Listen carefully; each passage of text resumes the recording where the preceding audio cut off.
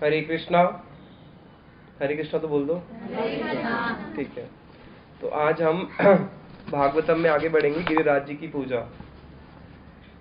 हम जैसे कल ब्रज की लीलाओं को श्रवण कर रहे थे, तो अभी कृष्ण क्या करते हैं, आज यशोदा मैया कृष्ण को गोद में सुला रही है। और यशोदा मैया कृष्ण को जब सुलाती है तो क्या करती हैं, लोरियां सुनाती है। कैसी लोरियां? संसार की लोरियां नहीं। उनको कैसी लोरियां सुनाती है? एक भक्त था जिसका नाम था प्रहलाद महाराज। वो भगवान कृष्ण का बहुत उच्च कोटि का भक्त था। उसके पिताजी हिरण्यकशिपु असुर थे, अपने पुत्र को मारते थे। और अपने पुत्र को क्या करा, जब देखा कि पुत्र भगवान का भक्ति ही करता है, पिता की बात नहीं मानता, तो अपने पुत्र को क्या किया, आसमान से नीचे पटक दिया, पहाड़ की चोटियों से नीचे पटक दिया, सर्प के पास भेज दिया, हाथी से कुचलवा दिया, आग में भेज दिया, लेकिन तब भी कुछ होता नहीं है। उसके बाद उसकी रक्षा करने के लिए भगवान किस रूप में आए? नरसिंह रूप में आए। जैसी कृष्ण ने सुना, अभी तो सो रहे थे, कर रहे थे, जैसे सुना नरसिंह रूप में आए तो कृष्ण एकदम से पालने से खड़े हो जाते हैं और बोलते हैं, कहाँ है हिरण्यकशिपु, कहाँ है हिरण्यकशिपु, आज मैं उसको छोड़ूंगा नहीं। तो माता उसको ऐसे गुस्से में देखती है, बोलती चुपचाप बैठ जा। तो फिर कृष्ण चुपचाप बैठ जाते हैं। फिर माता जी उसको दूसरी लोरी सुनाना शुरू करती है। इसमें तो गड़बड़ हो गई, दूसरी सुनाती है। एक थे दशरथ महाराज, जिनके पुत्र थे, जिनका नाम था राम। राम जी को वनवास हो गया। वनवास में साथ में कौन गए? लक्ष्मण और सीता जी। कृष्ण कर रहे हैं। फिर आगे जैसे ही बताया कि सीता का अपहरण हो गया, फिर एकदम से क्रोध में आ गए, रावण मैं तेको छोड़ूंगा नहीं, मैं ही राम हूँ, आज रावण तेको कोई भी तीनों लोगों में नहीं बचा सकता मुझसे। एकदम गुस्से में हो जाते हैं। फिर माता जी ऐसे देखती हैं, फिर चुपचाप शांत में होकर बैठ जाते हैं। तो माँ बोलती है कि सारे राम कृष्ण विष्णु मेरे घर पे ही आने थे क्या? जब भी कोई कथा सुनाती हो तो क्या करता है, एकदम भगवान के रूप में आ जाता है। फिर इस प्रकार से यशोदा मैया कृष्ण को बहुत लाड प्यार करती हैं। अब सुबह उठ के देखा कृष्ण ने, दिवाली के अगले दिन, तो जितने भी ब्रजवासी हैं वो क्या कर रहे हैं, कोई ना कोई पूजा कर रहे हैं। सारे ब्रजवासी आज पूजा में लगे हैं। कृष्ण जब सुबह उठते हैं, उठने के साथ साथ क्या होते हैं, सारे ब्रजवासी आते हैं और कृष्ण के दर्शन के लिए आते हैं, कृष्ण की सेवा के लिए आते हैं। लेकिन आज कृष्ण सुबह उठ के देख रहे तो उल्टा हो रहा है। माता भी नहीं आ रही, माता भी कहीं पे कोई मिठाई बना रही है, तो कोई कोई पकवान बना रहा है, सब लोग कोई ना कोई सेवा में लगे हुए हैं। तो वहां पे कृष्ण नंद बाबा के पास जाते हैं, पिताजी के पास। अरे पिताजी, आज ब्रज में हो क्या रहा है? कोई मिठाई बना रहा है, कोई पकवान बना रहा है, तो कहीं पे कोई यज्ञ स्थली बना रहा है, सब लोग कहीं ना कहीं कुछ सेवा कर रहे हैं, क्या हो रहा है? अरे लाला, तुझे पता नहीं, आज ब्रज में बहुत बड़ी पूजा है। कौन सी पूजा है पिताजी? अब पिताजी भी व्यस्त है। अरे लाला, आज जो देवताओं का सबसे बड़ा राजा होता है, जिसको बोलते हैं इंद्र, आज उसकी पूजा है। तो कृष्ण वहां पे नंद बाबा से पूछते हैं, अरे ये इंद्र कौन होता है? अरे तू नहीं समझेगा, तू जा लाला, भी तू खेल, हमें परेशान मत कर, हमें पूजा की तैयारी करने दे। तो बोलते हैं, अरे पिताजी, अगर आप ही मुझे नहीं बताओगे इंद्र कौन होता है तो मुझे कौन बताएगा? आपकी परंपरा तो मुझे ही चलानी है, कम से कम मैं नेक्स्ट जनरेशन हूँ, मुझे तो पता होना चाहिए कि कौन इंद्र है, किसकी पूजा कैसे होती है। तो फिर नंद बाबा बोलते हैं, देख लाला, जो इंद्र है वो सारे देवताओं का राजा है, और उसकी हम पूजा इसलिए करते हैं क्योंकि वो जितनी भी वर्षा होती है, वर्षा का वो मालिक है। अगर वर्षा नहीं होगी तो धान होगा, धान नहीं होगा, धान नहीं होगा तो ना हम जी पाएंगे ना पशु जी पाएंगे। तो हमारा जो जीने का जो स्रोत है वो कौन है? देवता। तो जो देवता जो हमें वर्षा देते हैं, वर्षा से अनाज आता है, अनाज से हम जीवित रहते हैं, इसलिए आज हम इंद्र की पूजा कर रहे हैं। तो कृष्ण बोलते हैं कि अच्छा, अगर ऐसी बात है तो बहुत सारे स्थान ऐसे हैं जहाँ पे कोई देवता की पूजा नहीं करता, क्या वहां पे वर्षा नहीं होती? भारत के बाहर भी अगर देखें, कितने सारे स्थान ऐसे हैं जहाँ पे वर्षा होती ही है। तो कृष्ण वहां पे नंद महाराज जी को कुछ बड़े सुंदर तत्व समझाते हैं। अरे पिताजी, ये जो देवता होते हैं ये तो कर्मों के अधीन है, जो हमारे कर्म में लिखा है वो तो उनको देना ही पड़ेगा।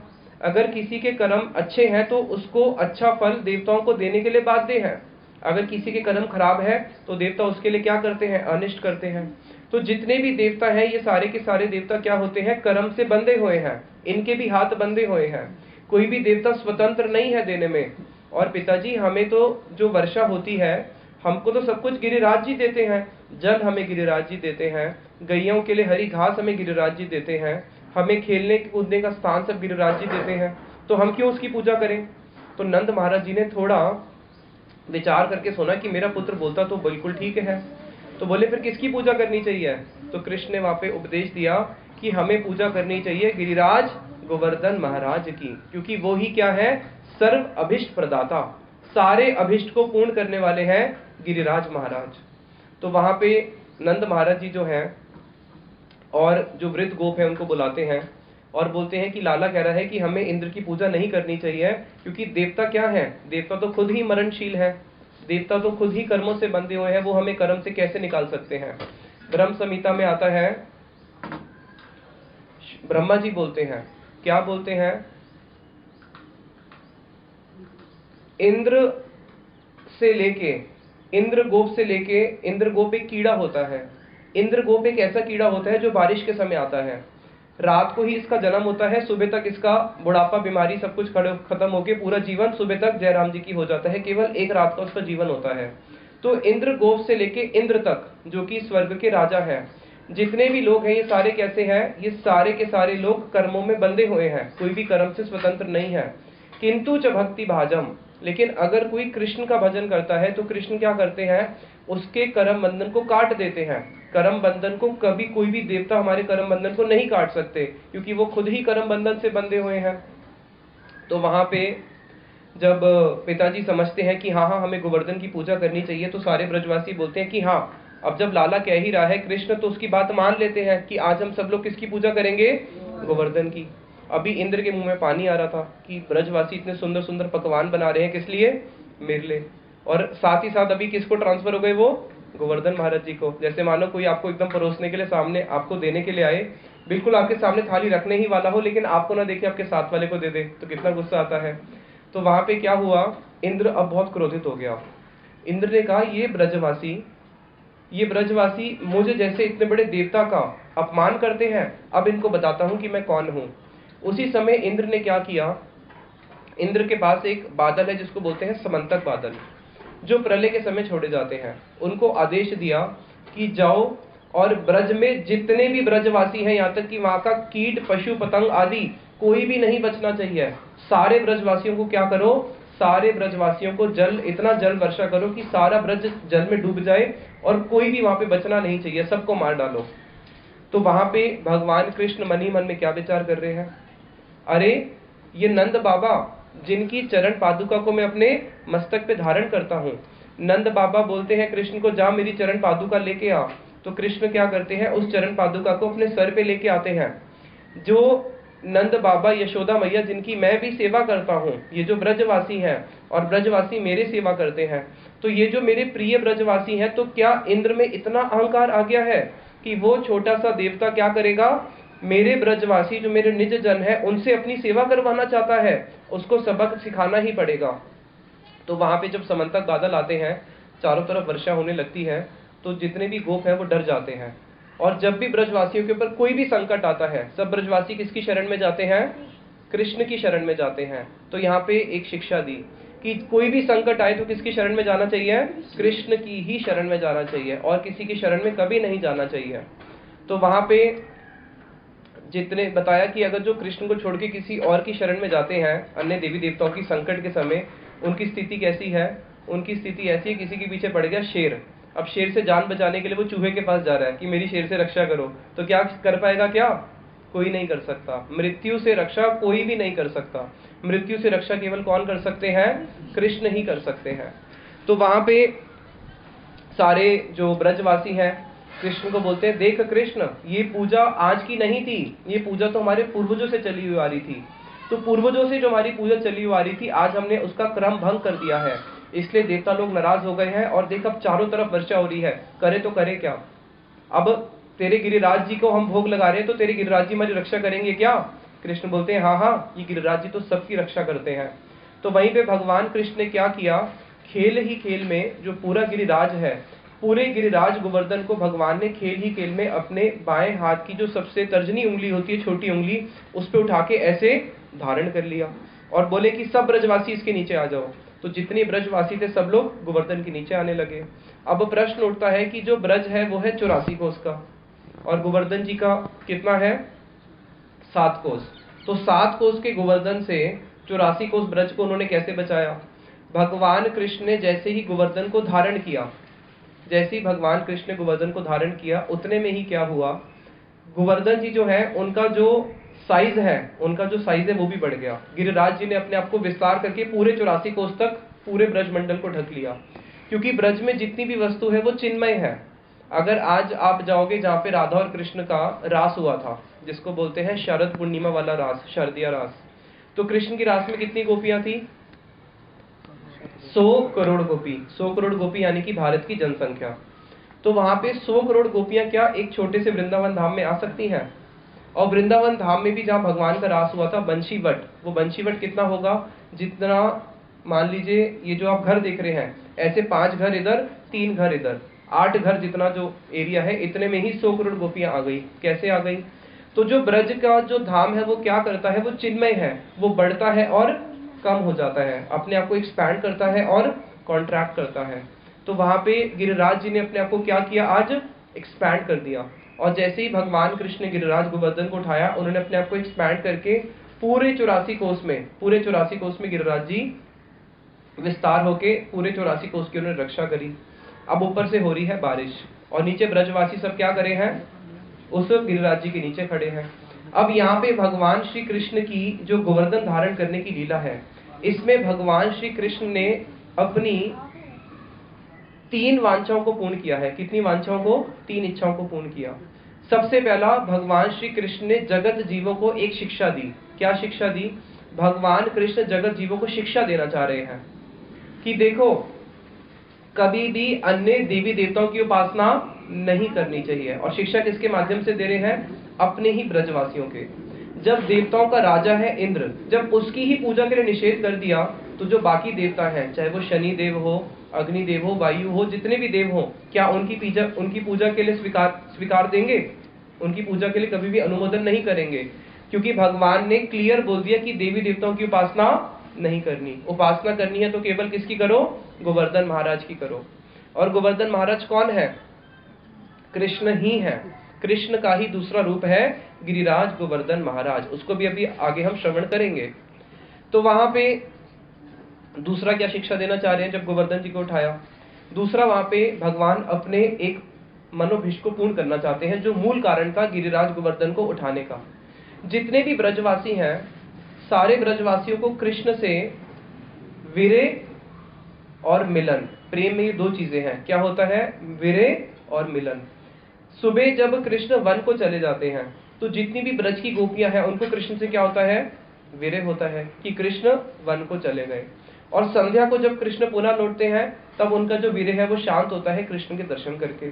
तो जितने भी ब्रजवासी हैं, क्या कभी ऐसा होता है कि सुबह से लेकर शाम तक कोई भी ब्रजवासी कृष्ण को बिना आंख की पलके गिराए कंटिन्यूस दर्शन कर पाए? कभी संभव है? नहीं है। क्यों? यशोदा मैया जब दिन में सुबह तो सेवा कर ली, उसके बाद कृष्ण वन को चले गए। जब कृष्ण को वन को चले गए, तो यशोदा मैया कृष्ण के दर्शन से नहीं कर पाती। अब उसके बाद जब कृष्ण वन में है, तो सखा कृष्ण के दर्शन कर रहे हैं। जब वन से वापस आते तो सखा अपने घर चले गए, कृष्ण अपने घर चले गए। रात को गोपियां दर्शन कर पाती है, लेकिन दिन में नहीं कर पाती, दिन में सखाओं के साथ है। तो सब ब्रजवासियों के मन में एक इच्छा आई कि कभी ऐसा नहीं हो सकता कि हम कृष्ण के दर्शन निरंतर करती रहें, दिन हो चाहे रात हो, हमारी आंख की पलकें गिरे ही ना और कृष्ण के दर्शन करते रहें। तो ये जो भगवान कृष्ण के मन की इच्छा थी और जो गोपियों की, ब्रजवासियों की मन की इच्छा थी, ये इच्छा कौन सी लीला में पूर्ण होती है? भगवान श्री कृष्ण की गोवर्धन धारण करने वाली लीला। इसलिए ये भगवान की बहुत महत्वपूर्ण लीला है, जिसके अंदर भगवान ने अपने मनोभिष्ट को पूर्ण किया। निरंतर दर्शन करे ब्रजवासियों के, गोपियों के, और गोपियों ने दर्शन करे कृष्ण के। अब तीसरा एक बड़ा सुंदर कारण बताया। अभी भगवान ने रास रचना है। जब भगवान अभी रास रचेंगे, तो इस जगत में भी देखना, कोई अगर हीरो होता है तो वो हीरोइन के सामने दिखाने के लिए मैं हीरो हूं क्या करता है? कुछ गुंडे बदमाशों को भेज देता है। गुंडे बदमाश उस लड़की को छेड़ते हैं और फिर वहां पे आके वो क्या करते हैं? उन गुंडे बदमाशों को मार के दिखाते हैं कि देखो मैं कितना बड़ा हीरो हूं, मैं कितना शक्तिशाली हूं। तो कृष्ण कह रहे हैं कि भी मैंने गोपियों के साथ रास तो रचना ही है, तो गोपियों को तो भी दिखाऊं कि मैं कितना बड़ा शक्तिशाली हूं। तो इसलिए भगवान ने गोपियों को अपनी शक्ति दिखाने के लिए गिरिराज गोवर्धन को बाएं हाथ के बाएं उंगली से धारण किया और वहां पे दिखाया कि देखो बड़े बड़े देवता वो भी कुछ भी नहीं कर सकते, तो मैं कितना शक्तिशाली हूँ। अब जब यहाँ पे कृष्ण भगवान ने गिरिराज गोवर्धन को धारण किया, इंद्र ने समंतक बादल छोड़े हुए हैं, वर्षा हो रही है। अब उतने में क्या हुआ, बड़ा सुंदर वर्णन करते हैं हमारे जो छठ गोस्वामी वर्ग हैं, जीव गोस्वामी जी। गोवर्धन के नीचे, गोवर्धन के बाहर तो क्या हो रहा है, वर्षा हो रही है। अब गोवर्धन के नीचे भी वर्षा हो रही है। गोवर्धन के नीचे किसकी वर्षा हो रही है, प्रेम की वर्षा हो रही है। कैसी प्रेम की वर्षा है, बताया बादल। बादल कौन है, कृष्ण ही मेघ है। कृष्ण कैसे हैं, नीलवर्ण के है ना, मेघ के समान, तो कृष्ण ही वहां पे कौन हो गए, बादल, वहां पे मेघ समान हो गए। और जब वर्षा होती है तो साथ में क्या होता है, बिजली चमकती है। तो बताया बिजली क्या है, बताया वहां पे जो बिजली है वो क्या है, कृष्ण का पीताम्बर, मानो ऐसे है कि वो बिजली के समान चमक रहा हो। और वर्षा क्या है, बताया वर्षा है वहां पे जो गोपियां अपने नैनों से कृष्ण को देख रही हैं। तो वहां पे जो गोपियां कृष्ण को जो नैनों से देखती हैं, वो जो उनका देखना है उसको बोलते हैं प्रेम की वर्षा। इस जगत में भी देखना, इस जगत में भी जो नेत्र होते हैं, नेत्रों के माध्यम से हृदय के जो भाव है उसका आदान प्रदान हो जाता है, होता है या नहीं होता। अगर माता पिता किसी बच्चे को केवल गुस्से से नेत्रों से देख ले, कुछ बोले भी नहीं, तो बच्चा क्या समझता है, पिता की फीलिंग समझ लेता है कि पिताजी गुस्सा हो रहे हैं। एक छोटा सा बच्चा भी पिताजी के नेत्रों से उसके भावनाओं को समझ लेता है, तो वो तो फिर ब्रज भाव है, कितनी ऊंची वहां पे आपस में कम्युनिकेशन होता है। तो वहां पे गोपियां और कृष्ण क्या कर रहे हैं, आपस में एक दूसरे के ऊपर प्रेम की वर्षा करते हैं। जब कृष्ण वन से लौटते हैं तो सारी गोपियां क्या करती है, कृष्ण को कटाक्ष बाण, इसको बोलते हैं कटाक्ष बाण। इस जगत में भी देखना, अगर कोई स्त्री किसी पुरुष को कटाक्ष मारे आंख से, तो वहां पे उसके हृदय में कुछ एक विकार आता है।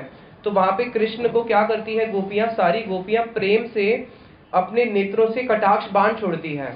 अब युद्ध हो रहा है, कैसा युद्ध हो रहा है, हजारों लाखों करोड़ों गोपियां हैं और वो अपने प्रेम रूपी नेत्रों से उस कटाक्ष बाण को छोड़ रही है। और कृष्ण जो है, कृष्ण क्या करते हैं, कृष्ण भी उसी क्षण उनके बाणों का उत्तर भी देते हैं, उसको स्वीकार करते हैं। और कृष्ण भी अपने नेत्रों से एक एक गोपी को देख के क्या करते हैं, अपने प्रेम का जो उनका मैसेज है नेत्रों से पहुंचा देते हैं। तो वहां पे क्या हो रहा है, ब्रज के नीचे, उस गोवर्धन जी के नीचे बड़ी ही सुंदर प्रेममय लीलाएं हो रही हैं। वहां पे कृष्ण जो है, अब उनकी दृष्टि चारों तरफ घूमते हुए राधा जी के पास जाके टिक गई। अब जैसे ही उन्होंने राधा जी को देखा, तो राधा जी को देखते ही कृष्ण के शरीर से पसीना निकलने लगा। जब पसीना निकलने लगा तो कई लोग सोच रहे हैं कि गोवर्धन को इतना भारी उठाया हुआ है ना, इसलिए पसीना निकल रहा होगा। लेकिन पसीना किस लिए निकल रहा है, राधा जी को देख के। अब देखने के बाद कृष्ण जो है कांपने लग जाते हैं, उनके हाथ पैर सब कांपने लग जाते हैं। तो उतने में ही मधुमंगल साथ में खड़े हैं, वो समझ लेते हैं और फिर वो कृष्ण की दृष्टि जो है राधा जी से हटा के अपने सखाओं की ओर कर देते हैं। अब जब कृष्ण ने वहां पे गोवर्धन जी को धारण किया हुआ है, उतने में कृष्ण के जो सखा है वो क्या करते हैं, वो सब कैसी कैसी सेवाएं करते हैं। सबसे पहले सेवा करते हैं दाऊ जी। दाऊ जी क्या सेवा करते हैं, दाऊ जी नाचना शुरू कर देते हैं। और इतना सुंदर दाऊ जी नाचते हैं कि वहां पे जितने भी ब्रजवासी हैं सबकी दृष्टि दाऊ जी के ऊपर पड़ जाती है कि दाऊ जी कितना सुंदर नृत्य कर रहे हैं। क्यों दाऊ जी नृत्य कर रहे हैं, दाऊ जी इसलिए नृत्य कर रहे हैं कि बाहर तो वर्षा हो रही है। अब जब बाहर वर्षा हो रही है कि ये जो ब्रजवासी हैं, कहीं ब्रजवासियों का जो मन है वो दुखी ना हो जाए, ये सोच के कि बाहर वर्षा हो रही है, कुछ अनिष्ट हो गया तो वहां पे उनके मन को खींचने के लिए दाऊ जी ने बड़ा ही सुंदर नृत्य करना शुरू किया। और दाऊ जी नृत्य करते हैं और जो बाकी सखा है, कोई गान गाने लग जाता है, किसी के हाथ में मृदंग है, किसी के हाथ में करताल है, किसी के हाथ में वीणा है। तो वहां पे सारे ब्रजवासी जब देखते हैं कि दाऊ जी नाच रहे हैं, सखा भी नाचना शुरू करते हैं, तो वहां पे बड़ा ही सुंदर कीर्तन होता है और सारे ब्रजवासी नाच रहे हैं। अब उतने में श्रीदाम बोलता है कि अरे श्रीदाम कैसे हैं, जिनके पास 11 लाख गाय हैं, कृष्ण के पास है 9 लाख। तो श्रीदाम हमेशा कृष्ण को बोलते हैं, तुम ही कोनो बण, तुम ही अमर सम, तू मेरे से बड़ा नहीं है, तू मेरे समान है या मेरे से छोटा है, क्योंकि तेरे पिताजी के पास 9 लाख गाय है, मेरे पिताजी के पास 11 लाख, तो मैं तेरे से बड़ा हुआ ना। तो श्रीदाम बोलते हैं, अपनी लाठी लगा लेते हैं और सारे सखाओं को बोलते हैं, चलो चलो तुम भी अपनी लाठी निकालो और गिरिराज जी पे लाठी लगा लो, ताकि कृष्ण को कष्ट नहीं होना चाहिए। तो सारे ब्रजवासी जो गोप है वो अपनी अपनी लाठियां लगा लेते हैं। उसके बाद श्रीदाम बोलता है, अरे कृष्ण, तू क्यों अपने आप को इतना बड़ा हीरो बनता है? तू ये ऐसे हाथ लगा के सोच रहे कि तूने गोवर्धन को उठा लिया, ले मैं भी हाथ लगा ले तो मैंने भी उठा लिया। ये गिरिराज जी को तूने नहीं उठाया हुआ, ये कैसे उठे हुए हैं? ये तो सबकी लाठी से उठे हुए हैं। तो कृष्ण बोलते हैं ऐसी बात है तो मैं अपना हाथ थोड़ा नीचे कर लेता हूँ। तो कृष्ण जैसे ही थोड़ा सा हल्का सा उंगली नीचे करने ही शुरू करते हैं, उधर में सबकी लाठियां कड़कड़ करके टूट जाती है। तो श्रीदाम बोलते नहीं नहीं, तू हाथ ऊपर ही रख, अभी अपना ऊपर ही रख। तो वहां पे उस प्रकार से जो सारे ब्रजवासी हैं, अब यहाँ पे एक प्रश्न उठता है, कृष्ण को तो कोई भगवान मानता नहीं है। अब कृष्ण सबके सामने अपना ऐश्वर्य दिखा रहे या नहीं दिखा रहे कि देखो मैंने बाएं हाथ की उंगली से इतने बड़े गिरिराज जी को धारण किया है। तब क्या ब्रजवासी कृष्ण को भगवान मान रहे हैं? अब प्रश्न उठते हैं क्यों नहीं मान रहे? इसलिए नहीं मान रहे इस दो कारण से। पहला, भगवान कृष्ण जब भी अपनी ब्रज में कोई भी लीला करते हैं, इसको बोलते हैं प्रेम और ऐश्वर्य। ऐश्वर्य में क्या होता है, भगवान अपने वपु को बढ़ा देते हैं। लेकिन जब भगवान ब्रज में क्योंकि प्रेम है, तो उस प्रेम के कारण वहां पे माधुर्य है। माधुर्य की हानि होगी अगर भगवान अपना ऐश्वर्य रूप प्रकट कर ले कि देखो भगवान ने क्या किया, गिरिराज जी को धारण करना है, हनुमान जी की तरह बहुत बड़ा विराट रूप धारण कर लिया और गोवर्धन को उठा लिया। तो इसमें क्या होगा, भगवान अगर ऐसा ऐश्वर्य दिखाएंगे तो वह माधुर्य की हानि हो जाएगी। माधुर्य क्या है, अरे ये तो हमारा सखा ही है ना। मैया सोच रही है अरे ये तो कौन है, ये तो हमारा छोटा सा लाला ही है। तो वहां पे ऐश्वर्य की कभी भी हानि नहीं होने देते। भगवान ऐसी माधुर्यमय लीलाएं करते हैं जिसमें भगवान का जो वपु है, कैसा वपु है, द्विभुज सर्वदा, नो अत्र कदाचित चतुर्भुजा। कभी भी चार भुजा नहीं धारण करते, द्विभुजा में ही रहते हैं। 5 साल के बालक है तो 5 साल के बालक की जितनी कद होना चाहिए कृष्ण का उतना ही कद रहेगा, अपने कद को बढ़ाएंगे नहीं। यानी कि बिल्कुल नर्वस लीलाएं, जैसे एक बच्चा होता है बच्चे के समान ही रहेंगे। किशोर हो गए तो किशोर की अवस्था को ही धारण करेंगे, उससे आगे नहीं बढ़ेंगे। तो भगवान कृष्ण क्या कर रहे हैं, माधुर्यमय लीलाएं कर रहे हैं। भगवान ने अपना वहां पे शरीर बढ़ाया नहीं है, जितने हैं उतने ही हैं। अब जो ब्रजवासी हैं, तो पहला कारण हो गया कि कृष्ण जब इस प्रकार की लीलाएं करते हैं तो अपने माधुर्य की हानि नहीं करते, उसी वपु में ही सारी लीलाएं करते हैं। पूतना को मारा, त्रिणावत को मारा, अगस्त्य को मारा, बकासुर को मारा, किसने बड़े बड़े असुरों को मारा। कहीं पे भी भगवान ने कोई अस्त्र उठाया, शस्त्र उठाया? नहीं उठाया। ब्रज में उठा ही नहीं सकते हैं क्योंकि वहां पे उनका अस्त्र शस्त्र क्या है, केवल बंसरी है। वहां पे क्या उन्होंने कोई बहुत बड़ा कभी विराट रूप धारण किया ब्रज में? कर ही नहीं सकते हैं। अब यहाँ पे क्या कर रहे हैं कृष्ण, पहला कारण कि उनको भगवान नहीं मानने का, कि अगर ये भगवान होता तो दिखाता तो सही ना कि मैं भगवान हूं। और ये कैसा है, एक गोप बालक है, अपने गोप बालक रूप को कभी भी त्यागते नहीं है। दूसरा कारण, जब भगवान कृष्ण का नामकरण संस्कार हुआ था तो गर्गाचार्य जी ने एक बात बोली थी। क्या बोली थी, नारायणो सम गुणा। क्या बोला था, नारायणो सम गुणा। अरे ये है तो तुम्हारा पुत्र और कैसा है, गोप जाति का गवाला ही है, लेकिन इसके जो गुण है ना वो नारायण जैसे हैं। इसके गुण नारायण जैसे है का अर्थ है कि जब भी ब्रज में कोई संकट आता है तो इसके माता पिता ने नारायण की बहुत भक्ति करी है। और नंद महाराज जी कौन है, ब्रज के राजा हैं।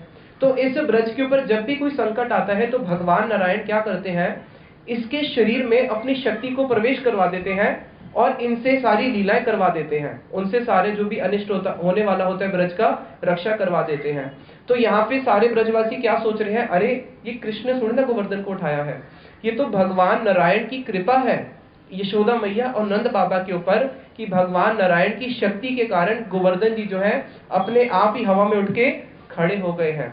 इसलिए जब गोवर्धन लीला पूरी हो गई तो सखाओं ने कृष्ण को बहुत छेड़ा, अरे 7 दिन तक हाथ ऊपर करके अपने आप को तूने हीरो बना लिया। हम सब जानते हैं वो तो गोवर्धन महाराज जी हमारी पूजा के कारण, हमने गिरिराज जी को इतने प्रेम से भोग लगाया तो हमसे प्रसन्न होकर गिरिराज जी अपने आप ही हवा में खड़े हो गए थे, और तूने तो अपने आप को बहुत बड़ा नौटंकी है, नाटक क्या किया, बस हाथ लगा के खड़े हो गया। तो वहां पे ब्रजवासी नहीं मानते कि कृष्ण भगवान है। क्या मानते हैं कि हाँ कभी कभी नारायण की शक्ति आ जाती है, उसी के प्रभाव से हो जाता है। अब वहां पे क्या हुआ, बारिश हो रही है। अब प्रश्न उठता है, जब गिरिराज जी के ऊपर बारिश हो रही है, 84 कोस तक गिरिराज जी फैल गए, तो बाहर तो बारिश गिरेगी ना। जैसे अगर हमने छाता पकड़ा हुआ है, छाता के बाहर तो पानी गिरता है और गिरने के बाद फिर वो क्या होगा, नीचे से अंदर आ जाएगा।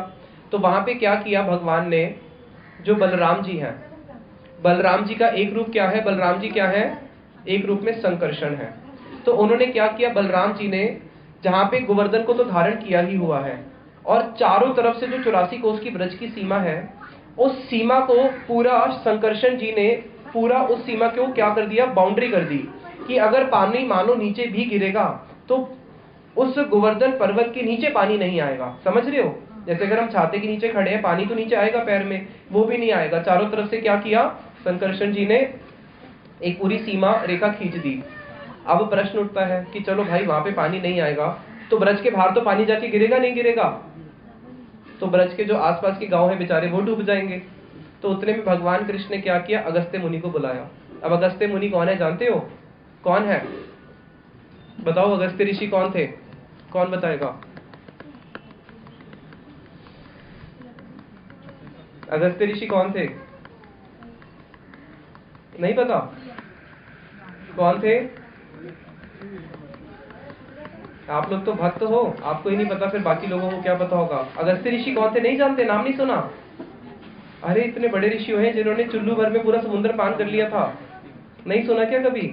एक अगस्त्य ऋषि हुए हैं जिन्होंने इतने बड़े समुद्र को क्या किया था, ऐसे जैसे हम हथेली में पानी पीते हैं ऐसे चुल्लू भर हथेली में पूरे समुद्र को पान कर गए थे। बहुत बड़े ऋषि हुए हैं, उनकी कथा अलग ही हो जाएगी। तो वहां पे अगस्त्य ऋषि को बुला लिया, बोले कि देखो भाई ब्रज में तो पानी आ ही नहीं सकता, चारों तरफ से बाउंड्री हो चुकी है और गिरिराज जी भी 84 कोस तक हो चुके हैं, कहीं बाहर भी ना चले जाए, तो इसलिए इंश्योरेंस कर दी आके अगस्त्य जी ने। और वो क्या करेंगे, जितना भी इंद्र पानी फेंकेगा वो तो एक बारी में चुल्लू भर में पूरा सागर पान कर गए, तो वर्षा का पानी कौन सी बड़ी बात है। अब उतने में क्या हुआ, शिव जी ने देखा अरे बड़ा सुंदर मेरे को एक अवसर मिला है सेवा करने का, चलो प्रभु की सेवा करते हैं। कैसी सेवा करते हैं? गिरिराज जी के नीचे पानी तो नहीं आएगा, ये तो समझ में आ गई। गिरिराज जी के ऊपर क्या है? गिरिराज जी के ऊपर बहुत सारे औषधियां हैं, बहुत सारे फलों के और फूलों के वृक्ष हैं, बहुत सारे वहां पे कंदर है, बहुत सारी गुफाएं हैं। गिरिराज जी की भी तो रक्षा होनी चाहिए।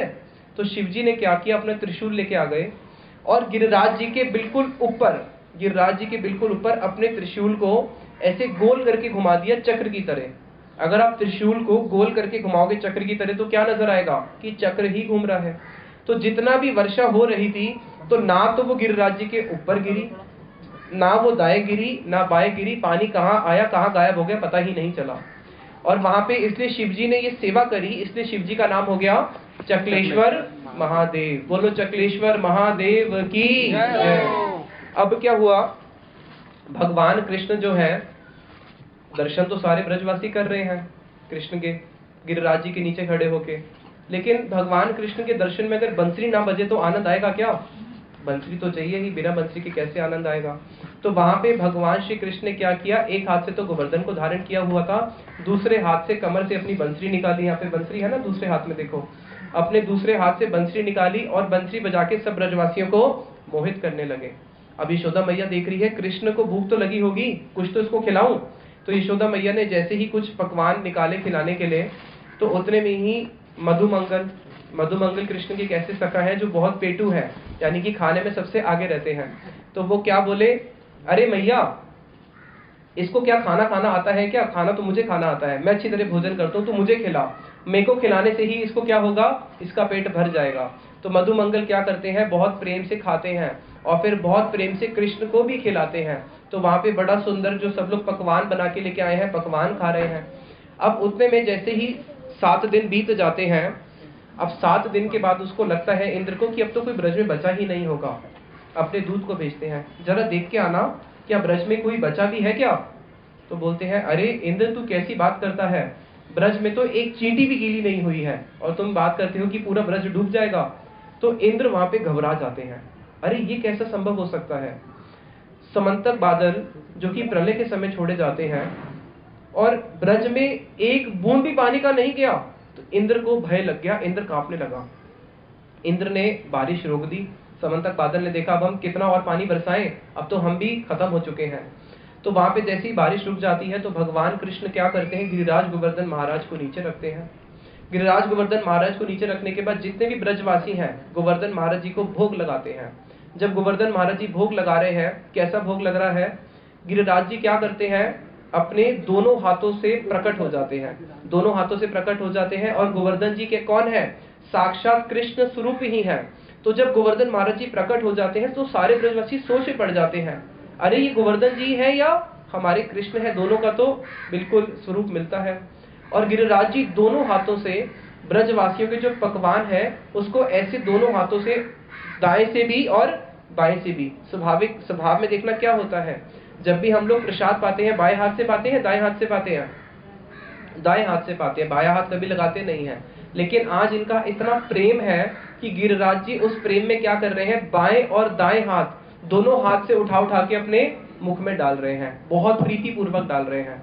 और वहां पे कृष्ण बोलते हैं, देखो तुम्हारा जो इंद्र, तुम इंद्र की पूजा कब से करते हुए आ रहे हो, तुम्हारे पूर्वज से करते हुए आ रहे हो, क्या तुम्हें कभी इंद्र ने दर्शन दिए? तो सारे ब्रजवासी कहते हैं, नहीं नहीं लाला, हमें तो इंद्र ने कभी दर्शन दिए ही ना है, हमें कभी उसके दर्शन नहीं हुए। और क्या जो तुम इंद्र को भोग लगाते हो कभी उसने खाया?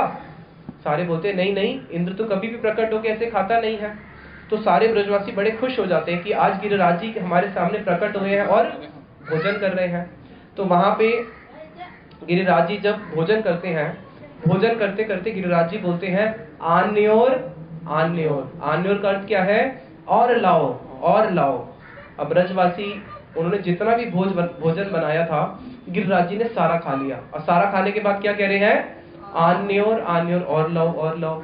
ब्रजवासी बेचारे बड़े सरल, घर में जाते हैं, पुनः पुनः फिर पकवान बनाते हैं। अब कोई ब्रजवासी तो क्या है, घर में पकवान बना रहे हैं और कुछ वहां से डिलीवरी कर रहे हैं, बार बार गोवर्धन जी तक लेके आ रहे हैं। और गिरिराज जी का पेट भर ही नहीं रहा है, बस वो आन्योर आन्योर करते जा रहे हैं और ब्रजवासी बनाते जा रहे हैं। अब ब्रजवासियों को हुई चिंता, कृष्ण को बोले, अरे कृष्ण, अरे हमारे जो पहले देवता थे वो खाते थे या नहीं खाते थे वो तो छोड़, कम से कम हमारा तो पेट भर जाता था, प्रसाद के रूप में हमें तो कुछ मिलता था, और ये तो तेरे गिरिराज जी सब कुछ खा गए, कुछ हमारे लिए छोड़ा ही नहीं है। चलो हमें उसका दुख नहीं है, लेकिन कम से कम इनका पेट तो भरना चाहिए। तेरे तो गिरिराज जी संतुष्ट होते ही नहीं है, और वहां पे इंद्र जो भी खिलाओ उससे कम से कम संतुष्ट तो होता था, इनको संतुष्ट करे तो करे कैसे? और गिरिराज जी बार बार बोलते जा रहे हैं, आन्योर आन्योर आन्योर। अब ब्रजवासी बेचारे बड़े परेशान कि हम गिरिराज जी का पेट भरे तो भरे कैसे, हमारे तो सारे रसोई भी खाली हो चुकी है। उतने में ही कृष्ण ने क्या किया, और गिरिराज जी बीच बीच में क्या करते हैं, जैसे हम जब खाना खाते हैं तो बीच में पानी पीते हैं ना, तो गिरिराज जी क्या कर रहे हैं, गोवर्धन के आसपास बहुत सारे कुंड है, संकर्षण कुंड है, वहां पे गोविंद कुंड है, मानसी गंगा है, नारद कुंड है, कुसुम सरोवर है, जितने भी वहां पे बहुत सारे कुंड है। गिरिराज जी बीच में तो बोल रहे हैं आन्योर आन्योर, और आन्योर आन्योर बोलते में उतने में जितनी देर में भोजन आएगा उतनी देर में बीच में जब पानी की प्यास लगती है तो जिस भी कुंड को देखते हैं उस कुंड का पूरा जल ही खत्म। अब ब्रजवासी कह रहे हैं, ये हो क्या रहा है, यहाँ पे हमारा भोजन भी खत्म होते जा रहा है और यहाँ पे कुंड भी सूखते जा रहे हैं, इनका पेट ही नहीं भर रहा। फिर वहां पे भगवान ने क्या किया, मानसी गंगा जी का जल लेके आए, उसमें तुलसी पत्ता डाला और गिरिराज जी को बोले कि गिरिराज जी ये मानसी गंगा का जल है और ये तुलसी पत्ता है, इसी से ही संतुष्ट हो जाओ। तो गिरिराज जी ने जब मानसी गंगा का जल पिया, साथ में तुलसी पत्ता था, उसको पीने के बाद डकार मारा। हम लोग डकार मारते हैं ना खाना खाने के बाद जब पेट भर जाए। अब जब उन्होंने डकार मारा तो डकार मारने के साथ साथ जितना गिरिराज जी ने खाया था उसका 2 गुना 4 गुना 6 गुना के सारा बाहर निकल के आ गया। अब ब्रजवासी बड़े खुश हो गए, अरे ये तो बड़े अच्छे देवता है, इनको जितना देते हैं उसका 2 गुना 4 गुना करके वापस मिलता है। तो सारे ब्रजवासी जो है फिर वहां पे उन्होंने बैठ के क्या किया, जो गिरिराज जी का प्रसाद है, गिरिराज जी का प्रसाद सबको बांटा। जब गिरिराज जी का प्रसाद सबको बांट रहे हैं, बड़ा सुंदर पकवान बनाया है किसने, ब्रजवासियों ने। ब्रजवासियों में भी किसने पकवान बनाया है, श्रीमती राधा रानी ने। और प्रसाद किसने ग्रहण किया है, भोजन गिरिराज जी ने, प्रसाद है। तो वहां पे जब उसको वितरण कर रहे हैं तो कृष्ण क्या कहते हैं, सबको प्रसाद वितरण करना, कोई भी रहना नहीं चाहिए। यहाँ तक कि अगर ब्रज में कोई कुत्ता होगा, कुत्ते को भी आज प्रसाद देना, लेकिन इंद्र को प्रसाद नहीं दूंगा मैं। तो अब इंद्र को और गुस्सा आ जाता है, बेचारा करे तो करे क्या, कि ब्रज में आज सब पशु पक्षी उनको ही प्रसाद मिल रहा है और मेरी तो उन्होंने सारी पूजा ही छीन ली है। अब उसके बाद कृष्ण क्या करते हैं, बोलते हैं कि आज हम लोग गिरिराज जी की परिक्रमा करेंगे। तो जो गिरिराज जी की परिक्रमा है उसको आरंभ किसने किया, भगवान कृष्ण ने। गिरिराज जी की पूजा भगवान कृष्ण ने ही इस जगत में आरंभ करी है। अब जब गिरिराज जी की परिक्रमा करेंगे तो गिरिराज जी की परिक्रमा करने के लिए, परिक्रमा तो ऐसी होती नहीं है, परिक्रमा के साथ साथ में क्या करते हैं, नाचते हैं और क्या करते हैं, कीर्तन गाते हैं। तो कीर्तन गाते हुए, नाचते हुए जब गिरिराज जी की परिक्रमा आरंभ करेंगे, वाद्य, इतने तेज की वाद्य बजाए गए गिरिराज जी के तलहटियों में, इतनी ऐसे वाद्य बजे कि उस वाद्य की जो ध्वनि है, जब वो स्वर्ग लोक में गई, स्वर्ग लोक में जाने के बाद जो इंद्र है, इंद्र के कान में जब ब्रज में जो आज गिरिराज जी की पूजा हो रही है, जो ढोल बजाए जा रहे हैं, वाद्य बज रहे हैं, उसकी आवाज जब इंद्र के कान में गई तो इंद्र ही बहरा हो गया, उसको अब कुछ सुनाई ही नहीं दे रहा है। अब इंद्र जब बहरे हो गए तो उन्होंने वहां पे जो वैद्य होते हैं स्वर्ग के, उन वैद्य को बुलाया। वैद्यों ने बोला, भाई तूने तो बहुत बड़ा अपराध कर दिया है, अब तेरा इलाज करने जाएंगे तो कहीं हम भी अपराध के भागी ना बन जाए, तू जा और कृष्ण की शरण ग्रहण कर। तो वहां पे ब्रजवासियों ने आज गिरिराज महाराज जी की परिक्रमा करेंगे, और कैसे परिक्रमा कर रहे हैं उसका भी बड़ा सुंदर क्रम है।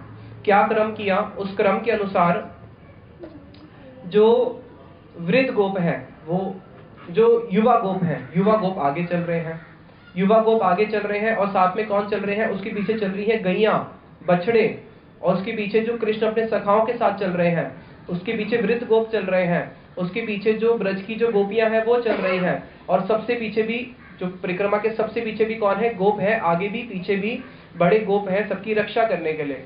अब जब सारे ब्रजवासियों ने परिक्रमा गिरिराज जी का करना शुरू किया, जो लोग पैदल कर रहे हैं, पैदल जो नहीं कर सकते वृद्ध है वो बैलगाड़ी पे बैठ गए। अब गिरिराज जी की परिक्रमा करते करते कृष्ण जो है अपने सखाओं के साथ बहुत नृत्य करते हुए परिक्रमा कर रहे हैं। लेकिन अब कृष्ण को एक दुख सता रहा है, क्या? कि जब तक मैं गिरिराज जी के नीचे था 7 दिन तक गोपियों के अच्छी तरह दर्शन करे। अब जब गिरिराज जी की परिक्रमा कर रहा हूं तो गोपियां कहां पे है? मेरे पीछे आ रही हैं। अब गोपियों को पीछे मुड़ के देखो तो देखो भी कैसे? साथ में चल रही होती तो बाएं दाएं करके देख लेता, आगे चल रही होती तब भी जैसे तैसे देख लेता। अब गोपियां कहां पे रह गई? पीछे रह गई। तो जब गिरिराज जी की परिक्रमा कर रहे हैं तो परिक्रमा करते हुए भगवान कृष्ण की इच्छा कर रही है राधा जी को एक बारी दर्शन कर लो। तो बीच बीच में क्या करते हैं? परिक्रमा करते करते अपने बछड़े की पूंछ छेड़ देते हैं, बछड़ा पीछे चले जाता है और पीछे बछड़े को लेने के बहाने से जाते हैं और राधा जी के दर्शन कर लेते हैं। अब परिक्रमा करते करते कभी क्या करते हैं? उनके हाथ में अपनी बंसरी है, अपनी बंसरी को ऐसे हवा में उछालते हैं, और बंसरी को हवा में उछालने के बाद जब पकड़ेंगे तो पकड़ते कैसे हैं? बंसरी को हवा में उछाला, उछालने के बाद जब बंसरी को पकड़ेंगे तो गोल घूम जाते हैं, ऐसे बार बार बंसरी को ऊपर फेंक के गोल घूम जाते हैं और अपनी बंसरी को पकड़ते हैं। और गोल घूम के जब बंसरी को पकड़ते हैं तो क्या हो जाता है? उनको राधा जी के दर्शन हो जाते हैं। तो इस प्रकार से गिरिराज जी की परिक्रमा करी है। तो वहां पे जो इंद्र है, अब इंद्र देख रहा है कि भाई ये हो क्या रहा है, सब लोग गिरिराज जी की परिक्रमा भी कर रहे हैं और ब्रज में जो है बहुत बड़ा महोत्सव बनाया जा रहा है। इंद्र को समझ में आ जाती है मैंने बहुत बड़ा अपराध किया, अब अपराध का क्षमा कैसे मांगू? चलो ब्रह्मा जी के पास चलते हैं। ब्रह्मा जी के पास भागा हुआ गया, अरे ब्रह्मा जी मेरे से बहुत बड़ा अपराध हो गया है, आप मेरे साथ चलो और भगवान कृष्ण से क्षमा मांग के आएंगे। ब्रह्मा जी बोलते हैं ना बाबा ना, मैं तेरे साथ नहीं जा सकता, क्योंकि तूने तो अब अपराध किया है, मैं तेरे से पहले भी एक अपराध कर चुका हूँ। क्या अपराध किया था ब्रह्मा जी ने? कृष्ण के सखाओं को चोरी कर लिया था, कृष्ण के बछड़ों को चोरी कर लिया था, उसको बाद में सुनेंगे। तो ब्रह्मा जी बोले मैं भी पहले अपराध कर चुका हूँ, कृष्ण को मैंने सोचा था साधारण बालक होगा, इसकी बछड़े और सखाओं को चोरी कर लिया था, मैं तेरे साथ नहीं जा सकता। हाँ उपाय बता सकता हूँ। कृष्ण को गैया बहुत प्रिय है, इसलिए उनका नाम है गोविंद, जो गाय को आनंद देते हैं। अगर तू सुरभि गाय को अपने साथ में लेके जाएगा, सुरभि गाय को अपने अगर तू साथ में लेके जाएगा, सुरभि गाय को आगे रख और तू उसके पीछे पीछे चल। जब सुरभि गाय सामने जाएगी तो सुरभि गाय को देखते ही कृष्ण के हृदय में वात्सल्य प्रकट हो जाएगा, उनके हृदय में प्रेम उमड़ आएगा और तेरा अपराध भूल जाएंगे क्योंकि तू उसके पीछे खड़ा है, तब जाके तू क्षमा मांगी हो। तो इंद्र ने ऐसा ही किया, सुरभि गाय की पूंछ पकड़ के कृष्ण के पास गया और वहां पे सुरभि गाय ने जब प्रणाम किया, भगवान ने उसको देख के बड़े प्रसन्न हुए। पीछे ही कौन खड़ा है? इंद्र खड़ा है। इंद्र ने भी प्रणाम किया और इंद्र ने फिर वहां पे भगवान से क्षमा मांगा।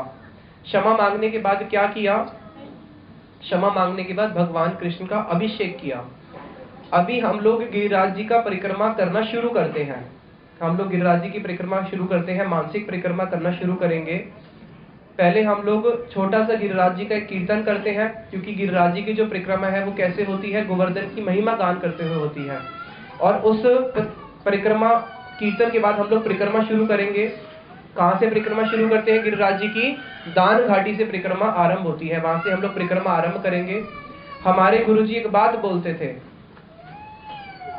बच्चे को नीचे ले जाओ कर रो रहे तो।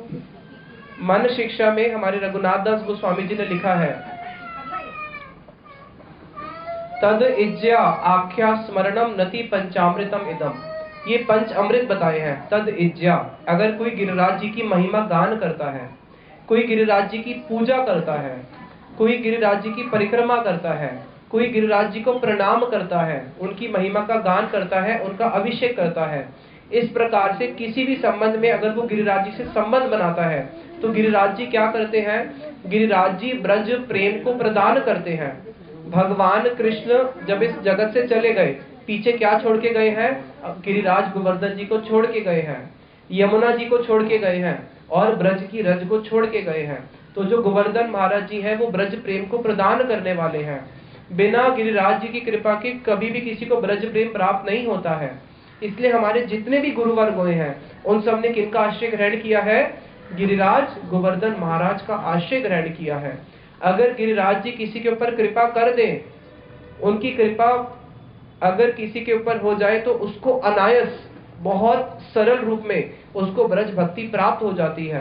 कोटि कोटि साधन से भी जो वस्तु प्राप्त नहीं हो सकती, गिरिराज जी को अगर कोई किसी प्रकार से प्रसन्न कर ले, उनके प्रसन्न होते ही उसको जो ब्रह्मा जी के लिए भी दुर्लभ है वो ब्रज भक्ति प्राप्त हो जाती है। तो अभी हम लोग बड़े प्रेम से गिरिराज जी के महिमा गान करेंगे, उसके बाद हम लोग गिरिराज जी की परिक्रमा आरंभ करेंगे।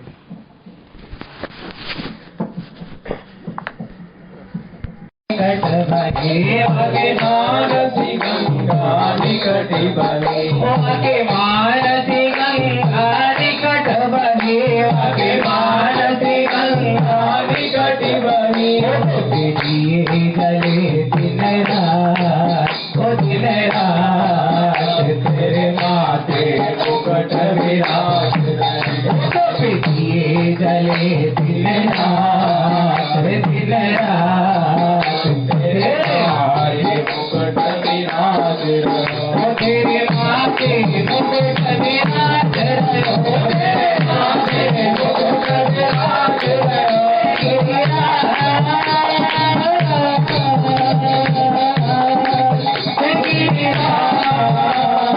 माथे मुकुट विराज रहो, तेरे माथे मुकुट विराज रहो। श्री गोवर्धन महाराज मुकुट विराज रहो, श्री गोवर्धन महाराज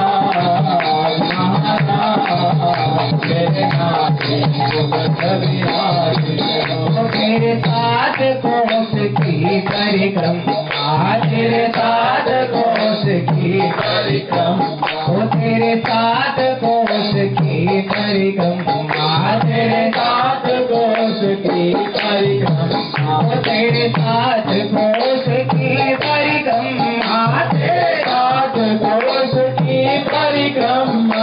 गिरिराज धरण की, एक बार जोर से, गिरिराज धरण की।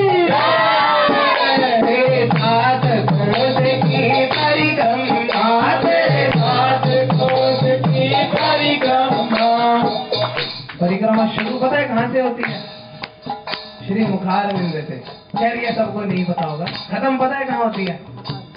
श्री चकलेश्वर महादेव से। कौन से चकलेश्वर महादेव? प्रभु जी ने कथा में एक प्रसंग बताया था। शिव जी जब बैठे थे गिरिराज जी की रक्षा करने के लिए, तो उन्होंने अपने त्रिशूल को चक्र की भांति घुमाकर गिरिराज जी की रक्षा करी थी। वो चकलेश्वर महादेव, वो चकलेश्वर महादेव की। तेरे साथ कोस की परिक्रमा, तेरे साथ कोस की परिक्रमा। चकलेश्वर विश्राम विश्राम, तेरे माथे मुकुट विराज रहो, चकलेश्वर विश्राम विश्राम, तेरे माथे मुकुट विराज रहो, तेरे माथे मुकुट विराज रहो, तेरे माथे मुकुट विराज रहो, तेरे माथे मुकुट विराज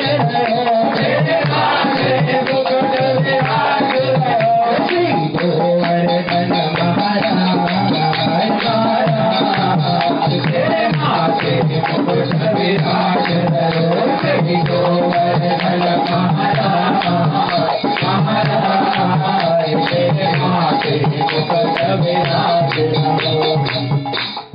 पता है ब्रजवासियों की रक्षा क्यों हुई थी? क्योंकि वो सभी गिरिराज जी के शरणागत हुए थे, गिरिराज जी की शरण ली थी सबने। तो हमारी रक्षा माया के द्वारा कैसे होगी? जब हम भी भगवान की शरण लेंगे।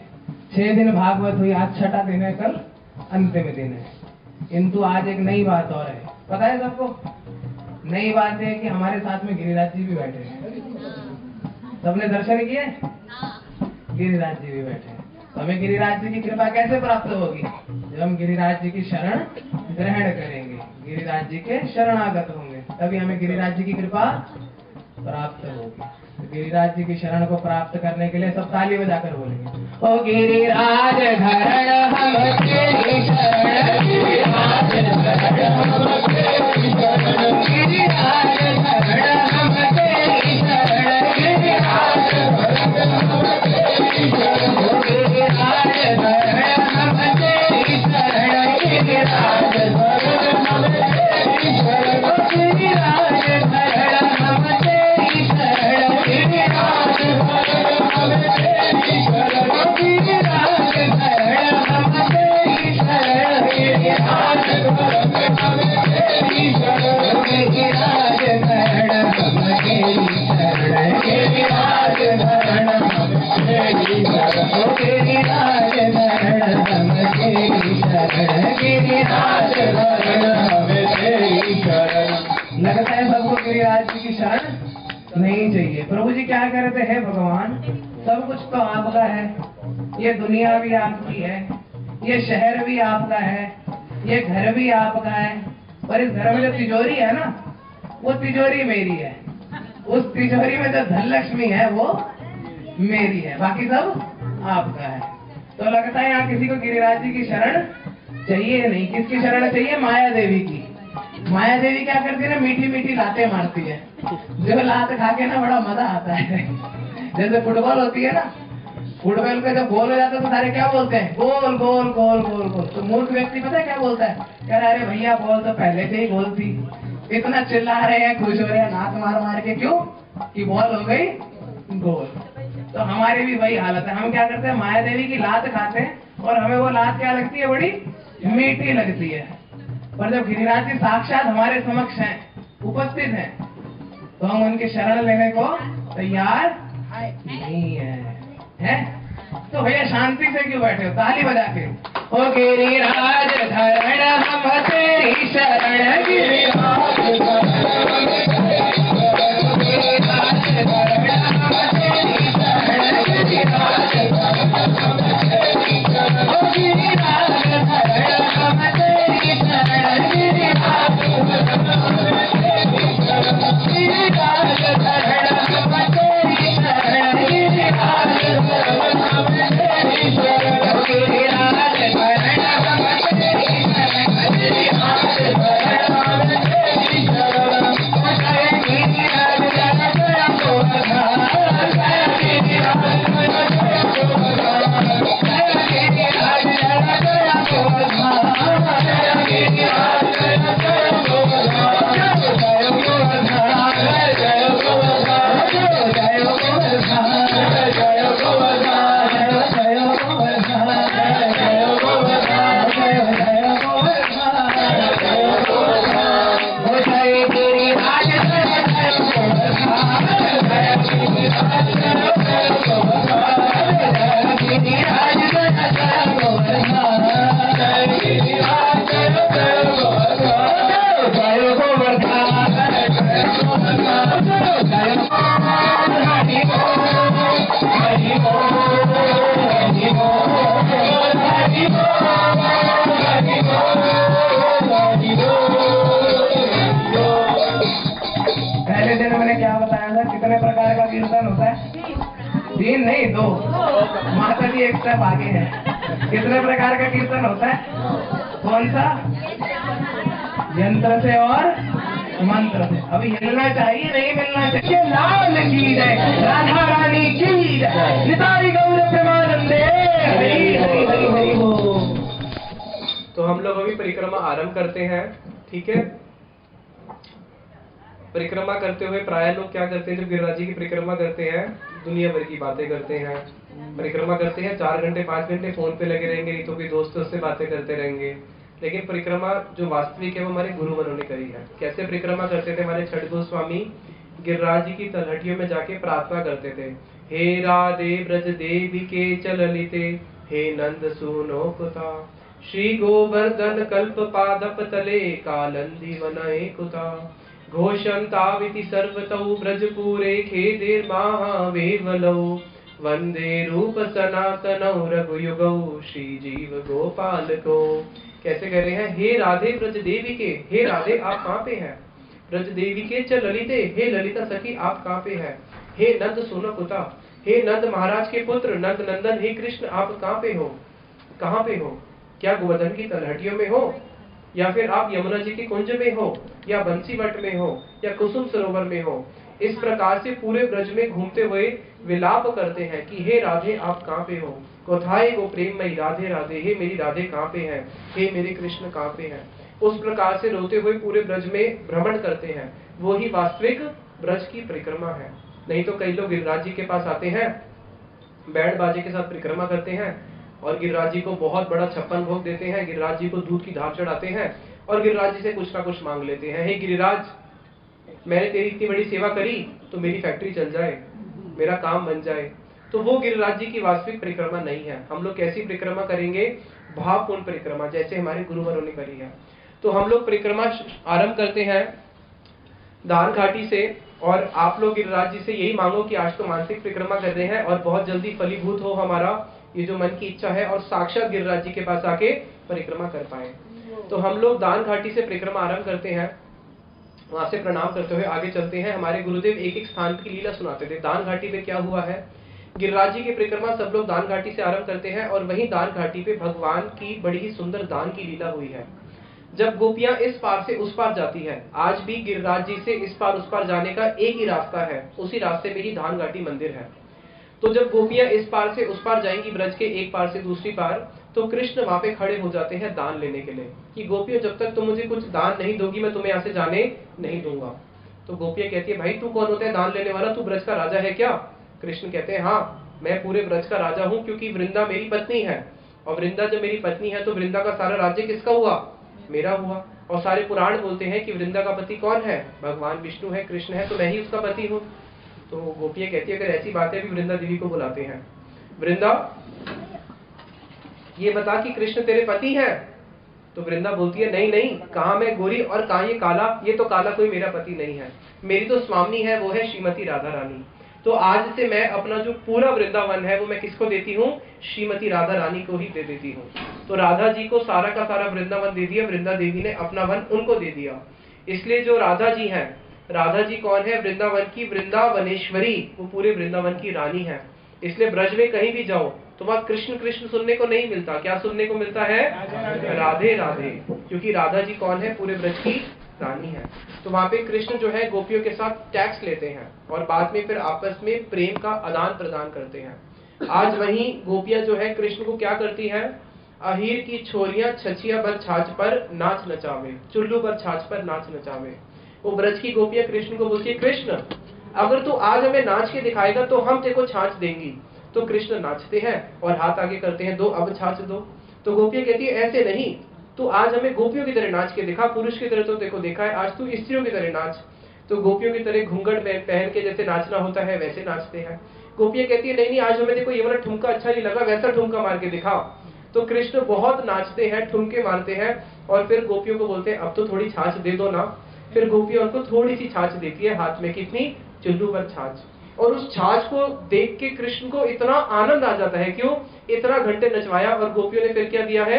एक चुल्लू पर छाछ दी है। अब उतने में ही कृष्ण के दर्शन करने आते हैं बड़े बड़े देवी देवता। ब्रह्मा जी आए हैं, शिव जी आए हैं, दिक्पाल आए हैं, ऋषि मुनि आए हैं आकाश मार्ग से। जैसे ही कृष्ण के दर्शन करने आते हैं, कृष्ण क्या करते हैं? तो उनको भी चुल्लू पर छाछ मिली है, उस छाछ को हाथ में ऐसे करके पीछे छुपा के खड़े हो जाते हैं और देवताओं को बोलते हैं, मांग लो जो मांगना है। देवता बोलते हैं, प्रभु आज हम कुछ मांगने नहीं, आज तो हम आपके दर्शन करने ही आए हैं। तो ब्रह्मा जी के 4 मुख हैं, 4 मुख से ऐसे बाएं दाएं करके देखते हैं कि ठाकुर जी छुपा क्या रहे हैं। सारे देवता भी देखने का प्रयास कर रहे हैं कि भगवान छुपा क्या रहे हैं। जैसे ही देवता देखने का प्रयास करते हैं, ठाकुर जी हाथ और पीछे लेके जाते हैं, छुपाते रहते हैं।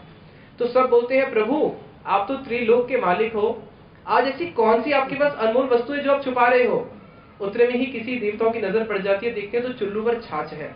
तो देवता लोग हंसना शुरू करते हैं, अरे प्रभु ये कैसी लीला है, आप छुपाने के लिए कोई हीरे मोती जवाहरात नहीं, क्या छुपा रहे हो, एक छाछ, और वो भी कितनी, एक चुल्लू पर छाछ छुपा रहे हो। तो ठाकुर जी रो पड़ते हैं, कहते हैं देवताओं तुम्हें ब्रज का भाव नहीं पता, तुम ब्रज गोपियों को नहीं जानते, तुम्हारा यहाँ पे कोई अधिकार नहीं है, चले जाओ यहाँ से।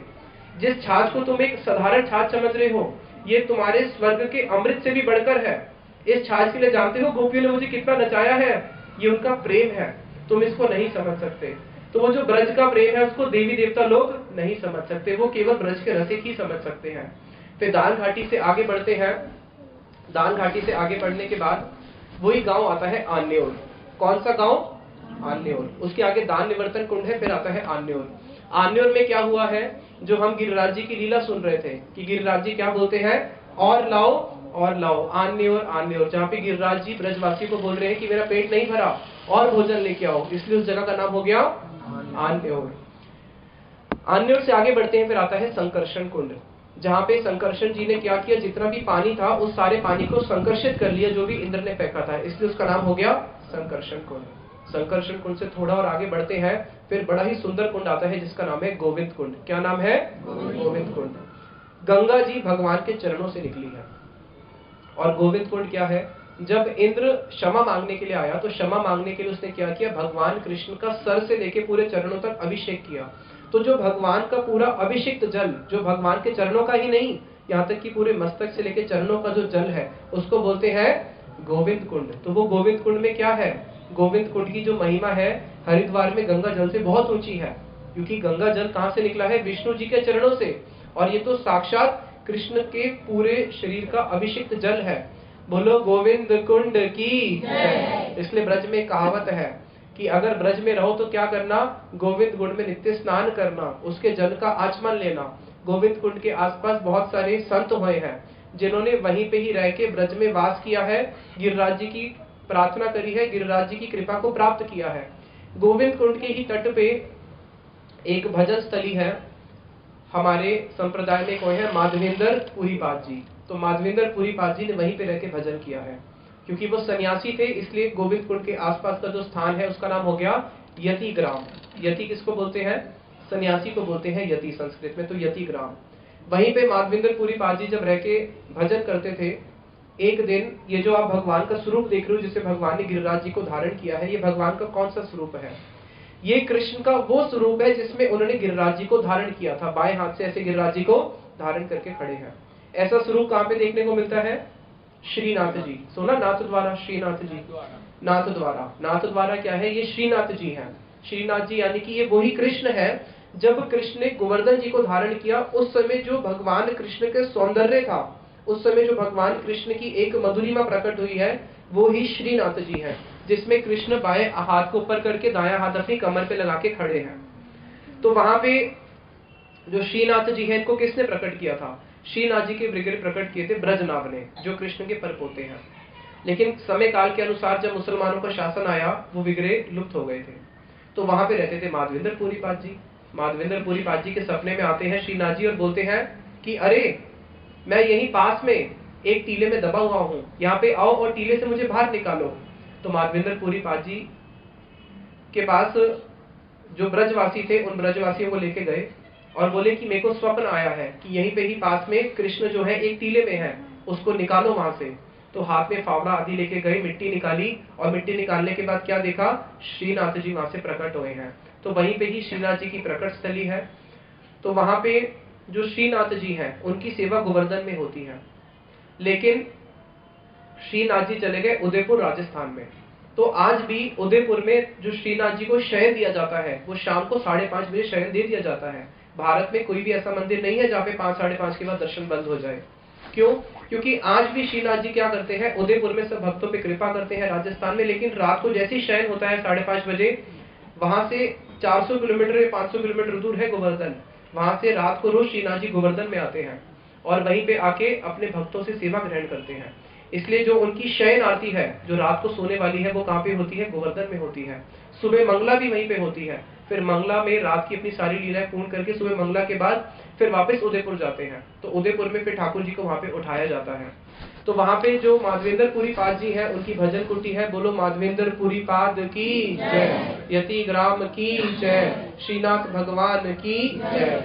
इसलिए आप एक चीज और देखेंगे कि जब कृष्ण ने गोवर्धन को उठाया तो कृष्ण के बाएं अंग में कौन होती है? श्रीमती राधा रानी। तो कृष्ण ने जब गोवर्धन को उठाया तो उनकी शक्ति, राधा जी ने ही गोवर्धन को उठाया है। इसलिए जो श्रीनाथ जी का जो श्रृंगार है, उनका बायां अंग तो स्त्री का श्रृंगार होता है, दायां पुरुष का होता है। आप देखेंगे बाएं कर्ण में कुंडल है, दाएं में नहीं है। बाएं हाथ में उन्होंने जो चूड़ियां पहनी हुई है, दाएं में नहीं पहनी हुई। बाएं में उन्होंने जैसे लेडीज वाले कपड़े होते हैं, स्त्रियों वाले, वो पहने हैं। दाएं में धोती पहनी है। तो वो है श्रीनाथ जी, जो कि कौन है? जिनके बाएं अंग में राधा और दाएं अंग में स्वयं कृष्ण है।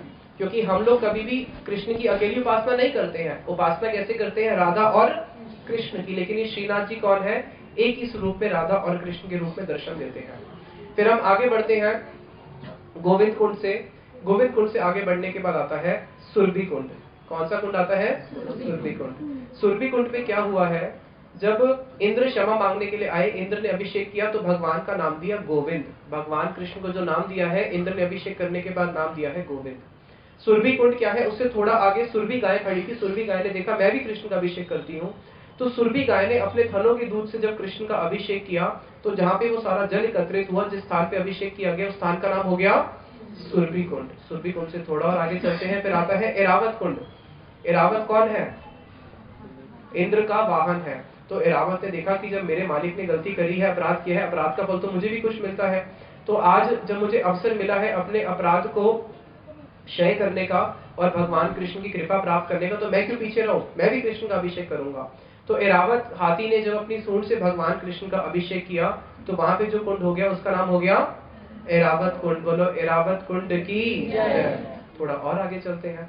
जब और आगे चलते हैं तो फिर वहां पे आता है गिरिराज जी का मुखारविंद, जहाँ पे बड़े ही सुंदर गिरिराज जी को गोपी के रूप में रोज सजाया जाता है। वहां पे कृष्ण के रूप में नहीं, गोपी के रूप में उनकी रोज पूजा होती है और उनका सारे भक्त लोग वहां पे जाके अभिषेक करते हैं। गिरिराज जी का जो स्वरूप है, गिरिराज जी का जो स्वरूप है वो कैसा है? दो आकार बताए। एक आकार तो ऐसा है, जब सैटेलाइट व्यू से देखेंगे, जिसमें एक गैया बैठी है और गैया अपने मुख को मोड़ के अपने पीठ की तरफ बैठी है। बैठी उस पोज में ही है, लेकिन अपना मुख मोड़ के अपनी पीठ की तरफ चिपकाया हुआ है।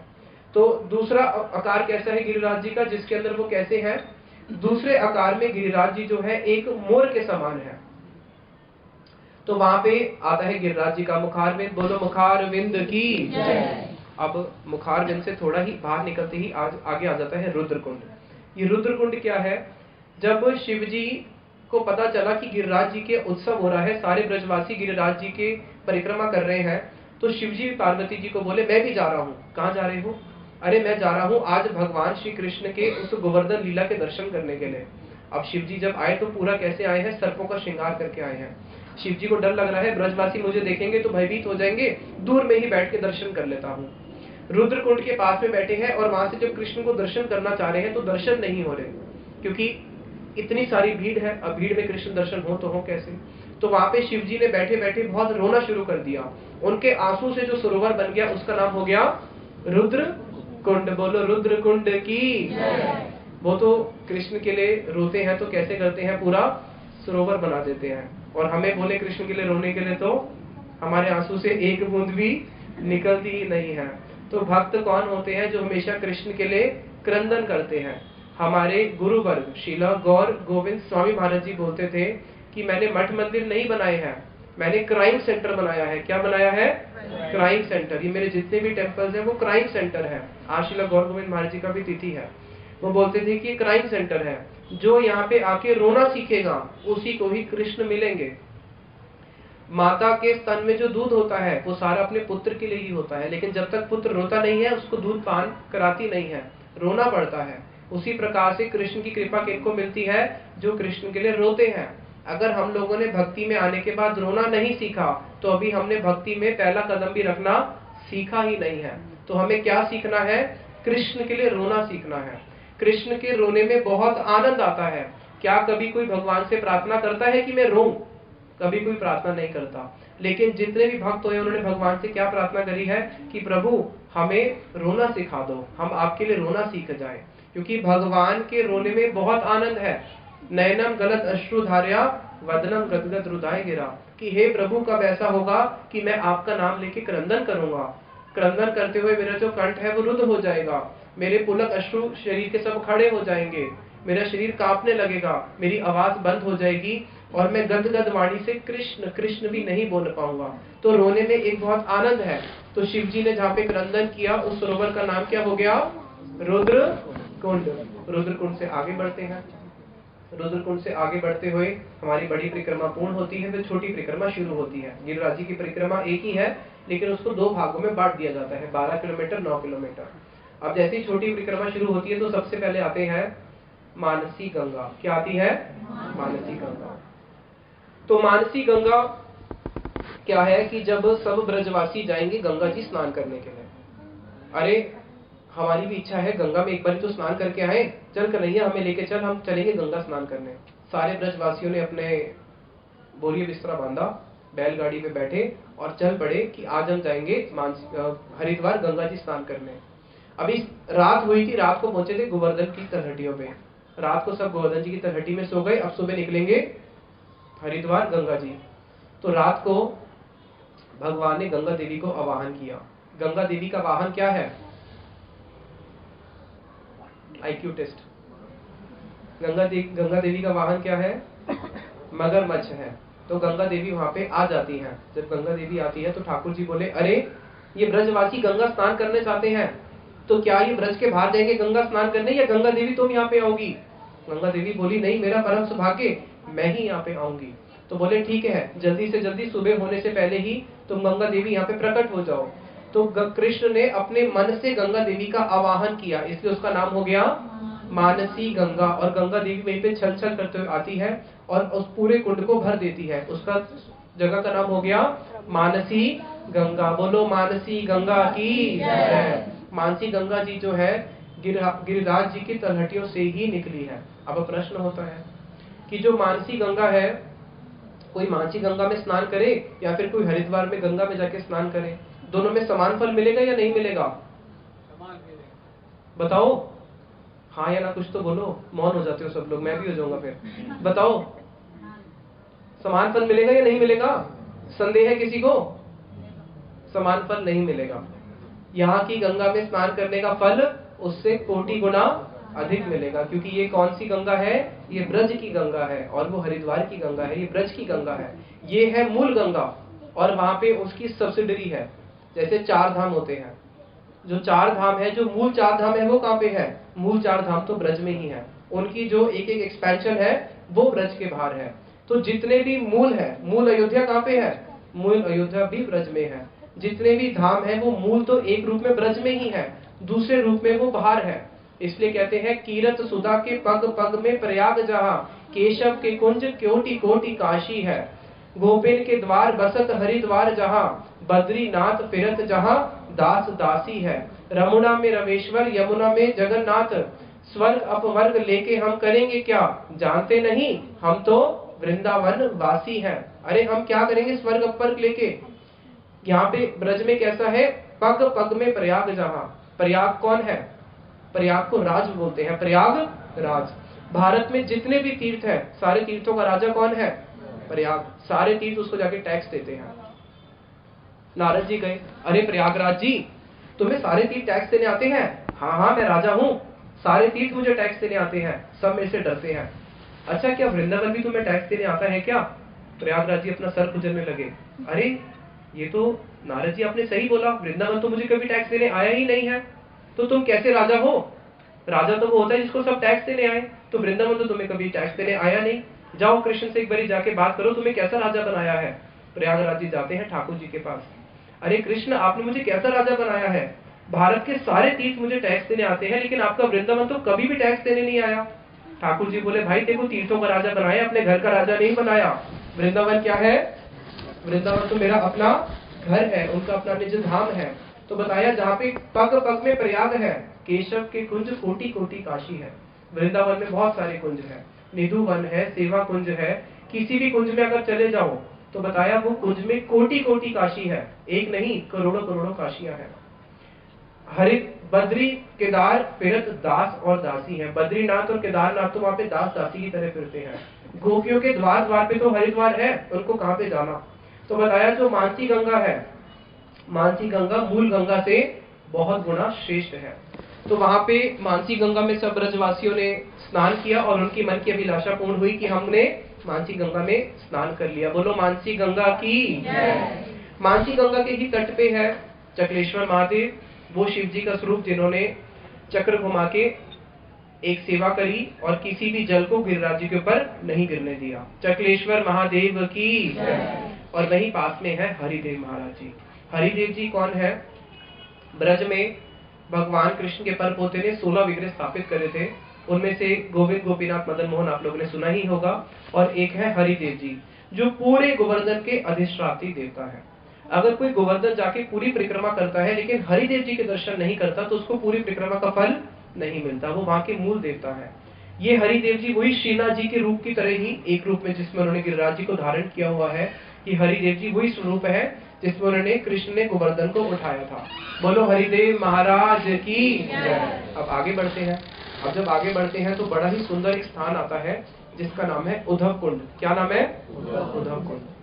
सबसे पहले भगवान कृष्ण के इस जगत के से प्रस्थान करने के बाद, जब भगवान इस जगत को प्रस्थान करके चले गए, जो सबसे पहले भागवत कथा हुई है, सबसे पहली कौन सी? भगवान के इस जगत से जाने के बाद। जैसे ही भगवान इस जगत से प्रस्थान किया था उसी समय कलयुग आ गया था। कृष्ण स्वधाम उपगते धर्म ज्ञान आदि भी सह। कृष्ण जैसे ही अपने स्वधाम को गए, अपने साथ में धर्म ज्ञान सबको लेके चले गए। अब उसी समय क्या आ गया? कलयुग। यहाँ पे कृष्ण गए और वहां पे कलयुग आ गया। कलौ नष्ट दृशाम एश, उसी समय कलयुग आ गया, सब कुछ नष्ट हो गया। तो उसी समय क्या हुआ? जब एक सूर्य गया तो दूसरा सूर्य प्रकट हुआ। वो दूसरा सूर्य क्या है? श्रीमद् भागवतम। तो जो सबसे पहली भागवत कथा सुनाई है भगवान कृष्ण के जाने के बाद कलयुग में, जो सबसे पहली भागवत कथा, वो उद्धव कुंड के तट पे ही उद्धव जी ने गोपियों को सुनाई थी। किसने सुनाई थी? उद्धव जी ने ब्रज गोपियों को। तो जो ब्रज गोपियों को नहीं, सॉरी, कृष्ण की महर्षियों को, जो कृष्ण की 16,108 महर्षियां हैं। जब कृष्ण द्वारका को चले गए, अपने द्वारका पूरी नगरी पानी में डुबा के अपने स्वधाम को चले गए, अपने सारे यदुवंशी को ले गए, उनकी 16,108 रानियां बची। अब ये 16,108 रानियां भटकती हुई आई ब्रज में, यहाँ पे मिली यमुना जी से। यमुना जी ने बोला, अरे अगर तुम कृष्ण दर्शन करना चाहते हो जाओ और भागवत सुनो उद्धव जी से। अभी वो ढूंढ रही थी कृष्ण को, लेकिन अब किसको ढूंढना शुरू किया? उद्धव जी को। क्योंकि अगर उद्धव जी के दर्शन हो गए तो उद्धव जी की कृपा से हमें कृष्ण दर्शन हो जाएंगे। तो बताया यही कृष्ण को ढूंढने की विधि है। कृष्ण को डायरेक्ट मत ढूंढो। किसको ढूंढो? कृष्ण के भक्तों को ढूंढो। कृष्ण के भक्त मिल गए तो कृष्ण दर्शन तो हो ही जाएगा। तो उद्धव जी को ढूंढती है और वहीं उद्धव कुंड के तट पे उद्धव जी ने फिर उनको बैठ के भागवत कथा सुनाई 30 दिन तक। और उसके बाद उनको साक्षात भगवान श्री कृष्ण का जो साक्षात्कार दर्शन हुए हैं उद्धव कुंड के तट पे ही हुए हैं। और वहीं उद्धव कुंड के सामने उद्धव क्यारी है, जहाँ पे उद्धव जी एक तिनके के रूप में ब्रज में आज भी वास करते हैं। बोलो उद्धव कुंड की। अब आगे चलते हैं। अब कौन सा स्थान आएगा? अब आएगा ब्रज का सबसे सर्वश्रेष्ठ स्थान। ब्रज में सबसे ऊंचा स्थान कौन सा है? कोई बता सकता है? राधा कुंड। राधा कुंड क्या है? राधा कुंड है यस्य राधा प्रिय विष्णु तस्य कुंडम प्रिय तथा। जितना कृष्ण राधा जी से प्रेम करते हैं उतना ही राधा कुंड से करते हैं। क्योंकि राधा कुंड क्या है? साक्षात राधा जी का जो लिक्विड पर्सोनिफिकेशन है, राधा जी का जो विगलित रूप है, वो है राधा कुंड। और राधा कुंड के ही तट पे क्या है? श्याम कुंड। और श्याम कुंड कौन है? कृष्ण का ही लिक्विड पर्सोनिफिकेशन, कृष्ण का ही अपना जो विगलित रूप है वो है श्याम कुंड। तो ये दो कुंड है, राधा कुंड और श्याम कुंड। राधा कुंड श्याम कुंड की। राधा कुंड कैसे प्रकट हुआ? कृष्ण ने आज एक असुर को मारा। कौन से असुर को मारा? वृषभासुर को मारा। ये वृषभासुर कैसा है? बैल का रूप धारण करके आया है और कृष्ण ने उसका वध कर दिया। जब कृष्ण ने वृषभासुर को मार दिया तो सारी गोपियां कह रही है, कृष्ण आज तुम हमसे बात मत करना, हमारा स्पर्श भी मत करना। अरे क्यों? अरे कृष्ण तुमने एक गौ जाति को मारा है। कृष्ण बोलते हैं, गोपियां तुम कितनी भोली हो, वो गौ जाति के रूप में तो आया था लेकिन था कौन? था तो एक बहुत बड़ा असुर था। अरे जो भी था, रूप किसका धारण किया था? एक बैल का रूप तो धारण किया था, गौ जाति में तो था, इसलिए तुम्हें पाप लग चुका है, अभी हमें स्पर्श मत करना। कृष्ण कहते हैं अरे ये तो बड़ी अजीब मुसीबत है। अच्छा पाप लग चुका है तो कोई प्रायश्चित तो बताओ। हाँ कृष्ण, एक प्रायश्चित है, अगर तुम भारत के सारे तीर्थों में स्नान करके आओ तब तुम्हारा प्रायश्चित हो जाएगा। कृष्ण कहते हैं अरे वाह, मैं जाऊंगा कि तीर्थों में स्नान करने या तीर्थ मेरे पास आएंगे? अभी सारे तीर्थों को यहीं पे बुलाता हूँ। तो भगवान कृष्ण ने अपनी मुरली ली और अपनी मुरली से क्या किया, अपनी बंसरी से एक कुंड खोद दिया और सारे तीर्थों को बुलाया। सारे तीर्थ हाथ जोड़ के आ गए, बोले सारे तीर्थों अपना एक एक बूंद इसमें गिराओ, क्योंकि एक एक बूंद गिराने से ही क्या होगा, भारत में 9 अरब तीर्थ हैं, एक एक बूंद गिराने से ही पूरा कुंड भर जाएगा। तो सारे तीर्थों ने एक एक बूंद गिराया और पूरा वो कृष्ण कुंड उससे भर गया। कृष्ण ने स्नान किया, बोले लो गोपियों मैंने तो प्रायश्चित कर लिया। तो गोपियां देखी कि जब कृष्ण का अपना कुंड हो गया है तो हमारी राधा जी का भी कुंड होना चाहिए। तो राधा जी का कुंड कैसे बनाए?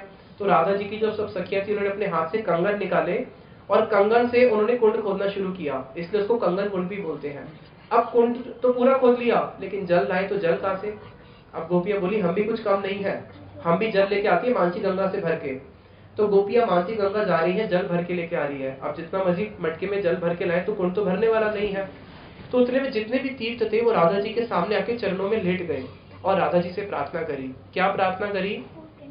हे देवी आप कैसी हो, आप बहुत करुणामय हो। हा देवी का कुबर गदगद वादे वाचा याचे निपत्य भुवि दंडवत उदब टारती अस्य प्रसादम अबुदस्य जनस्य कृत्वा गंधर्वी के निज गणे गणनाम विदेही। उनसे रोते हुए, क्रंदन करते हुए, भूमि पे लोटपोट करते हुए प्रार्थना कर रहे हैं कि हे देवी आप हमें अवसर दीजिए सेवा का, हम आपके कुंड में भी अपना एक एक जल का बूंद डालना चाहते हैं। और राधा जी बहुत कृपामय है। राधा जी ने बोला कि ठीक है डाल दो। तो सारे जो तीर्थ थे उन्होंने भी अपना एक एक कुंड राधा कुंड में डाला, उससे क्या बन गया? राधा कुंड। तो बोलो राधा कुंड की। अब यही जो राधा कुंड और श्याम कुंड है, राधा कुंड के आसपास में 8 कुंड और हैं जो राधा जी की अष्ट सखियां हैं। ललिता जी का कुंड है, विशाखा जी का कुंड है, रंग देवी का कुंड है, सुदेवी का कुंड है, चंपक लता का है, जितनी भी उनकी तुंग विद्या आदि सखियां हैं उन सबके एक एक कुंड है। उसी प्रकार से कृष्ण के जो 8 सखा हैं उनके भी कृष्ण कुंड के आसपास उनके अपने एक एक कुंड है। तो राधा कुंड के आसपास जो कुंड है वो कैसे है? उसके अंदर कुंड भी है और साथ में वहां पे कुंज भी है। कुंज और कुंड में अंदर समझते हो ना, कुंड हो गया जल और निकुंज हो गए जहाँ पे वन पौधे आदि होते हैं। तो वहां पे जो निकुंज है वो कैसे है? राधा जी की एक सखी है रंग देवी, उनका निकुंज कैसा है? पूरा लाल। एक सखी है जिनका निकुंज कैसा है? पूरा श्याम वर्ण का है। उसमें जो पशु पक्षी होंगे वो भी श्याम वर्ण के होंगे, जो वहां पे लताएं होंगी, वृक्ष होंगी, वो भी सब श्याम वर्ण की होंगी। जब राधा कृष्ण वहां पे मिल रहे होते हैं तो राधा कृष्ण का जब मिलन हो रहा होता है तो पूरा निकुंज कैसा है? श्याम वर्ण का। कृष्ण कैसे है? श्याम वर्ण के। तो वहां पे मानो कभी राधा जी की जो नानी है मुखरा पास में ही रहती है, कभी आ भी जाती है तो उसको वहां पे कृष्ण के दर्शन ही नहीं होते, उसको क्या दिखता है? केवल राधा जी ही बैठी है, क्योंकि श्याम वर्ण के अंदर श्याम वर्ण छुप जाता है। तो उस प्रकार से वहां पे अनेक अनेक रंगों के अलग अलग कुंज हैं। एक है सफेद वर्ण का कुंज है किसी सखी का, जिसमें सारे पशु पक्षी भी सफेद है, जहाँ पे सारे वृक्ष लताएं भी सब कुछ सफेद है, वहां की मणियां भी सब कुछ सफेद मणियां हैं। और वहां पे जब कृष्ण और राधा जी मिलते हैं पूर्णिमा की रात को मिलते हैं। पूर्णिमा में चंद्रमा क्या करता है? चारों तरफ सफेद सफेद कर देता है। तो वहां पे कृष्ण और राधा जी सफेद अलंकार पहन के एक दूसरे से मिलन करते हैं। बोलो राधा कुंड श्याम कुंड की जय। अब हम आगे बढ़ते हैं। राधा कुंड के तट पे एक बड़ा ही सुंदर स्थान है जिसको बोलते हैं गिरिराज जी की जीवाशिला। हमारे रघुनाथ दास गोस्वामी जी जब राधा कुंड पे स्नान कर रहे थे तो स्नान करते ही उनको राधा कुंड में से एक शिला मिली। उन्होंने उस शिला को बाहर निकाला। उस शिला ने बोला कि मैं राधा कुंड की जीवा हूं और मेरी यहाँ पे सेवा करो। तो राधा कुंड और श्याम कुंड क्या है? राधा कुंड और श्याम कुंड गिरिराज जी के 2 नेत्र हैं और नेत्र के पास में ही क्या होती है? जीवा होती है। तो वही राधा कुंड के तट पे गिरिराज जी की जीवा शिला है जो गिरिराज जी की जीव मानी जाती है। बोलो गिरिराज जी की जीवा शिला की जय। अब हम और आगे बढ़ते हैं। आगे बढ़ने के साथ फिर बड़ा ही सुंदर स्थान आता है जिसका नाम है कुसुम सरोवर। क्या नाम है? कुसुम सरोवर। वहां पे राधा जी आती है, कुसुम के जो वहां पे वृक्ष हैं, कुसुम पुष्पों का चयन करने आती है। तो राधा जी के एक हाथ में होती है टोकरी और एक हाथ से वो पुष्पों का चयन कर करके उस टोकरी में डालती हैं। तो कभी क्या करना पड़ता है, जो डाली होती है, डाली अगर थोड़ी ऊंची है तो डाली को क्या करते हैं, एक हाथ से डाली थोड़ी नीचे कर ली और दूसरे हाथ से पुष्प तोड़ तोड़ के उसमें डाल रही है टोकरी में। तो आज राधा जी वहां पे पुष्पों का चयन कर रही हैं। और कृष्ण ने क्या किया, कृष्ण किसी एक कुसुम वृक्ष की उस डाली के ऊपर जाके बैठ गए हैं, जिससे डाली नीची हो गई। अब डाली नीची हो गई तो राधा जी आराम से डाली को पकड़ के पुष्प डाल रही हैं। उतने में ही कृष्ण उस डाली से छलांग मार के नीचे आ जाते हैं। अब कृष्ण जैसी डाली से छलांग नीचे मारेंगे तो डाली क्या होगी, डाली ऊपर हवा में पहुंच जाती है। और राधा जी उन्होंने डाली को पकड़ा हो तो वो बिल्कुल पहाड़ की तरह, बिल्कुल चोटी की तरह, बिल्कुल पेड़ के ऊपर शिखर में पहुंच जाती है। अब राधा जी बिल्कुल डाली पर लटक रही है, कृष्ण नीचे खड़े हैं। तो राधा जी बोलती है मुझे बचाओ मुझे बचाओ, अब वन में और कौन आएगा वहां पे। तो कृष्ण बोलते हैं हाँ हाँ छोड़ो, मैं तुम्हें पकड़ लूंगा। तो इस प्रकार से कुसुम सरोवर में बड़ी ही सुंदर लीला होती है। राधा जी जब वहां पुष्प चयन करने जाती है, कृष्ण वहां पे आके अलक्षित रूप से क्या करते हैं, राधा जी के साथ छेड़खानी करते हैं। तो वहां पे कुसुम सरोवर की बड़ी ही इस प्रकार की रम्य लीलाएं हैं। बोलो कुसुम सरोवर की जय। कुसुम सरोवर से थोड़ा और आगे बढ़ते हैं तो बाएं हाथ में आता है नारद कुंड। अब नारद जी को जब पता चला कि ब्रज में कृष्ण बड़ा ही सुंदर रास रचा रहे हैं, गोपियों के साथ कितनी सुंदर लीला कर रहे हैं, तो नारद जी भी रासलीला में जाना चाहेंगे। अब रासलीला में कोई भी पुरुष केवल कृष्ण है और किसी पुरुष का प्रवेश नहीं है। अब नारद जी तो पुरुष हैं, अब जाए तो जाए कैसे।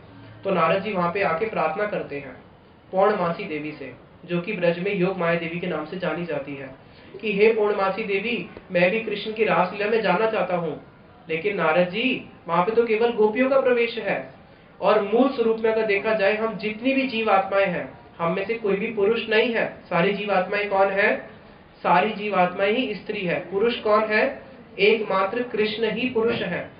तो वहां पे नारद जी को पौर्णमासी देवी बोलती है तुम्हें तो उसके लिए कुछ आराधना करना पड़ेगा। तो वहीं कुसुम सरोवर के सामने नारद वन है। उस नारद वन में नारद जी ने बहुत तपस्या करी। तपस्या करने के बाद नारद जी जो है वहां पे कुंड है जिसको बोलते हैं नारद कुंड। उसमें जब नारद जी ने डुबकी मारी तो बाहर निकलने के साथ साथ क्या बन गए, वो नारद गोपी, वो है नारदिया गोपी। बोलो नारदिया गोपी की जय, नारद कुंड की, नारद वन की। फिर उससे थोड़ा और आगे बढ़ते हैं तो दाएं साइड में आता है श्याम तलैया। श्याम तलैया में कृष्ण ने क्या किया, श्याम वर्ण के कृष्ण है, श्याम वर्ण का उन्होंने श्रृंगार कर लिया। और श्याम तलैया कैसा है, पूरा श्याम कुंज है। उस श्याम कुंज के अंदर कृष्ण श्याम अपना पूरा श्रृंगार करके जब जाते हैं तो गोपियां भी उनको पहचान नहीं पाती है। तो बोलो श्याम तलैया की जय। और पास में ही है पीली पोखर। पीली पोखर में क्या होता है, कृष्ण के सारे सखा दिन में वहां पे बैठ जाते हैं। जब कृष्ण अपने सारे सखाओं के साथ जहां पे भी जाना होता है, मैया को पता होता है कि वो कहाँ गए हैं, तो माता क्या करती है, भोजन भेजती है।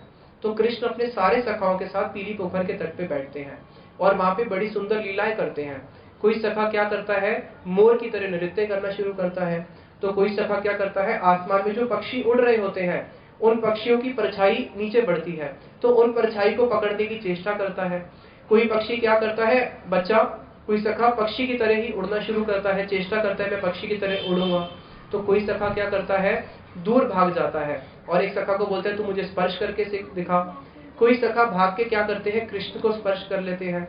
तो इस प्रकार से पीली पोखर के तट पे जो कृष्ण के सारे सखा हैं दिन के समय अनेक लीलाएं करते हैं। कृष्ण को अपने गोदी में बिठा के कृष्ण के सखा सुलाते हैं। कोई कृष्ण को पंखा करता है, कोई गोवर्धन में बड़ी ही सुंदर क्या मिलते हैं, बड़े सुंदर गिरिराज जी की तलहटियों में बड़े सुंदर सुंदर मणियां होती हैं। तो कुछ सखा वहां से मणियां लेके आते हैं और कृष्ण की पगड़ी बनाते हैं, कृष्ण का श्रृंगार करते हैं। वहां पे बड़ी सुंदर धातुएं होती हैं, धातु रंग होते हैं, उस रंग से कृष्ण को रंगीन कर देते हैं, उनके अलंकार करते हैं, उनका तिलक करते हैं। अब वहां पे सखा को भूख लगती है। जब सखा को भूख लगती है तो जो मधुमंगल है, मधुमंगल बोलते हैं कि अरे तूने इतने सारे असुरों को मारा, आज एक असुर और हमारे बीच में आ गया है। कृष्ण कहते हैं कौन सा असुर, अरे मेरे पेट में असुर बैठा हुआ है और वो मुझे बिल्कुल बैठने नहीं दे रहा, मुझे भूख लग रही है, कुछ खिला। तो उतने में ही दूर से क्या देखते हैं, यशोदा मैया ने अपने किसी दास और दासी को भेजा है, वो हाथ में भोजन लेके आ रहे हैं और भोजन के साथ में होती है छाछ। और जैसे ही छाछ को देखते हैं सारे सखा, उनके आंख में एकदम मानो सूर्य आ जाता है, उनकी आंख चमक बैठती है। अरे छाछ आ गई, आए छाछ बुलाए डाके शाम, सुन दौड़े चले आए सुबल बाहु श्री धाम। जैसे ही आवाज आती है कि छाछ आ गई, छाछ आ गई, सारे सखा जो है भागते हैं छाछ पीने के लिए। तो मधुमंगल क्या करता है कि भाई मेरे को पता नहीं मिले या ना मिले। तो मधुमंगल वहां पे बेहोश होने का नाटक करता है कि देखो हाय मेरे को इतनी भूख लगी है, मैं तो बेहोश ही हो गया। तो सारे सखा पहले उसके मुंह में छाछ डालते हैं और फिर वो उठ जाता है। तो इस प्रकार से सारे सखा जो है वहां पे बैठ के कृष्ण के साथ भोजन करते हैं।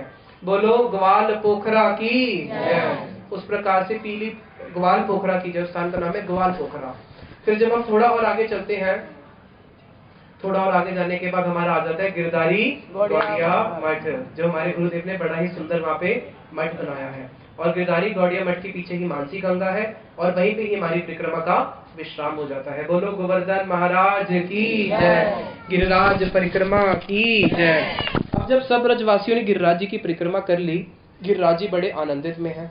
गिरिराज जी बोल रहे हैं सब ब्रजवासियों को अब तुम जो वर मांगना है मांग लो, क्योंकि गिरिराज जी कैसे हैं, सर्व अभिष्ट प्रदाता, जो भी आप इच्छा करोगे आपकी सारी इच्छाओं को पूर्ण कर देंगे। तो ब्रजवासियों ने क्या मांगा? ब्रजवासियों ने देखा भाई हम मांगे तो मांगे क्या, जिसके पास कृष्ण है उसको कुछ मांगने के लिए और बचता है क्या? जिसको कृष्ण मिल गए, कृष्ण कैसे है, पूर्ण वस्तु है, उसको फिर किसी वस्तु का अभाव नहीं रह जाता। और जिसके जीवन में भगवान नहीं है उसको सब कुछ भी मिल जाए तब भी उसका जीवन कैसा है, खाली है। हमारे गुरुदेव उदाहरण देते थे, वन, कृष्ण है वन, और ये जगत क्या है, ये जगत जीरो है। वन के आगे जीरो लगाओ तब भी कुछ कीमत होती है, लेकिन अगर वन ही नहीं है तो क्या बचा, जीरो ही तो बचा। रावण के पास सब कुछ तो था लेकिन राम नहीं थे, तो उसके पास क्या था, केवल शून्य ही था उसका जीवन। तो ब्रजवासियों को क्या मांगना है? ब्रजवासियों ने बोला अरे अगर तुम्हें कुछ देना ही है तो हमारा लाला खुश रहे, बस इतना दे दो कि हमारे जो कृष्ण है वो खुश रहना चाहिए, उसके ऊपर कोई कभी संकट ना आए। तो जो भक्त होता है वो हमेशा भगवान से क्या मांगता है, भगवान की सेवा मांगता है कि मैं भगवान को संतुष्ट कर सकूं, मेरे को ये इतना आ जाए कि कैसे प्रभु की सेवा करनी है, दिन रात उनकी सेवा करूं, उनका गुणगान गाऊं। जो भी कुछ मांगता है कृष्ण के लिए ही मांगता है, अपने लिए कभी कुछ स्वतंत्र इच्छा नहीं करता। तो हम लोगों ने भी जब गिरिराज जी की परिक्रमा करी है तो गिरिराज जी से क्या मांगना है, कृष्ण प्रेम मांगना है। हमारे चैतन्य चरितामृत में बताया गया है, कृष्ण प्रेम धन बिना व्यर्थ दरिद्र जीवन, दास करी वेतन मोरे देह प्रेम धन। कि जिसके जीवन में कृष्ण प्रेम नहीं है उसका जीवन कैसा है, दरिद्र। दरिद्र किसको कहते हैं, दरिद्र उसको बोलते हैं जो भिखारी होता है, जिसके पास कुछ नहीं होता, जिसके पास जीवन में हर वस्तु का हमेशा अभाव होता है, उसको बोलते हैं दरिद्र। तो जो कृष्ण प्रेम धन के धनी है वो ही धनी है, और जिनके पास कृष्ण प्रेम धन नहीं है हृदय में, वो सब कैसे है, वो सब दरिद्र है। दास करी, हे प्रभु आप मुझे अपना दास बना लो। जब मैं आपका दास बन जाऊंगा तो मुझे कुछ वेतन तो दोगे ना, तो वेतन में मुझे क्या देना, कृष्ण प्रेम धन, वो ही मुझे वेतन में देना। जिसके पास प्रेम धन नहीं है वो सब दरिद्र है। उदाहरण, एक बारी एक गुरु अपने शिष्य के साथ जा रहा था, सामने सोने का सिक्का मिला, गुरु जी ने उठा लिया। शिष्य ने बोला गुरुदेव इस सोने के सिक्के का क्या करोगे? बोले किसी दरिद्र को दूंगा। थोड़ा आगे गए, एक भिखारी बैठा है, गुरुजी इसको दे दो, ये तो भिखारी है। बोले नहीं नहीं, और किसी दरिद्र को दूंगा जो इससे भी ज्यादा दरिद्र दिखेगा। थोड़ा और आगे गए, एक ऐसा भिखारी बैठा है जिसके पास कुछ खाने को भी नहीं है, कुछ खाने को भी नहीं है। बोले गुरुजी ये तो उससे भी ज्यादा दरिद्र है, उसके पास कम से कम सूखी रोटी तो थी, इसके पास तो कुछ खाने को भी नहीं है, इसको दे दो। नहीं नहीं, इसको भी नहीं दूंगा, कोई और दरिद्र मिलेगा उसको दूंगा। थोड़ा और आगे गए तो एक ऐसा भिखारी जिसके पास पहनने को कपड़े भी नहीं है, खाने का तो छोड़ ही दो। तो बोले गुरुजी इसको दे दो, इसके पास तो तन पे कपड़े भी नहीं है। नहीं इसको नहीं दूंगा, कोई और दरिद्र मिलेगा उससे ज्यादा तो उसको दूंगा। थोड़ा और आगे गए तो पालकी में एक राजा जा रहा था, इसके गुरु ने क्या किया, सिक्का उठा के राजा की पालकी में फेंक दिया। बोले गुरुजी ये आपने क्या किया, तीन इतने बड़े बड़े दरिद्र मिले उनको तो दिया नहीं, इस राजा को क्यों दे दिया? बोले मुझे इससे बड़ा कोई दरिद्र और इस जगत में दिखता ही नहीं है, ये सबसे बड़ा दरिद्र है। दरिद्र किसको बोलते हैं, दरिद्र उसको बोलते हैं, जैसे इसको एक उदाहरण के स्वरूप समझिए, मेरे साथ एक प्रभु प्रसाद पाने बैठे, गोपी प्रभु में प्रसाद पाने बैठे, ठीक है, हम लोग प्रसाद पाने बैठे, मेरे को भूख है 10 रोटी की, मेरे सामने पड़ी कितनी है, 2 रोटी।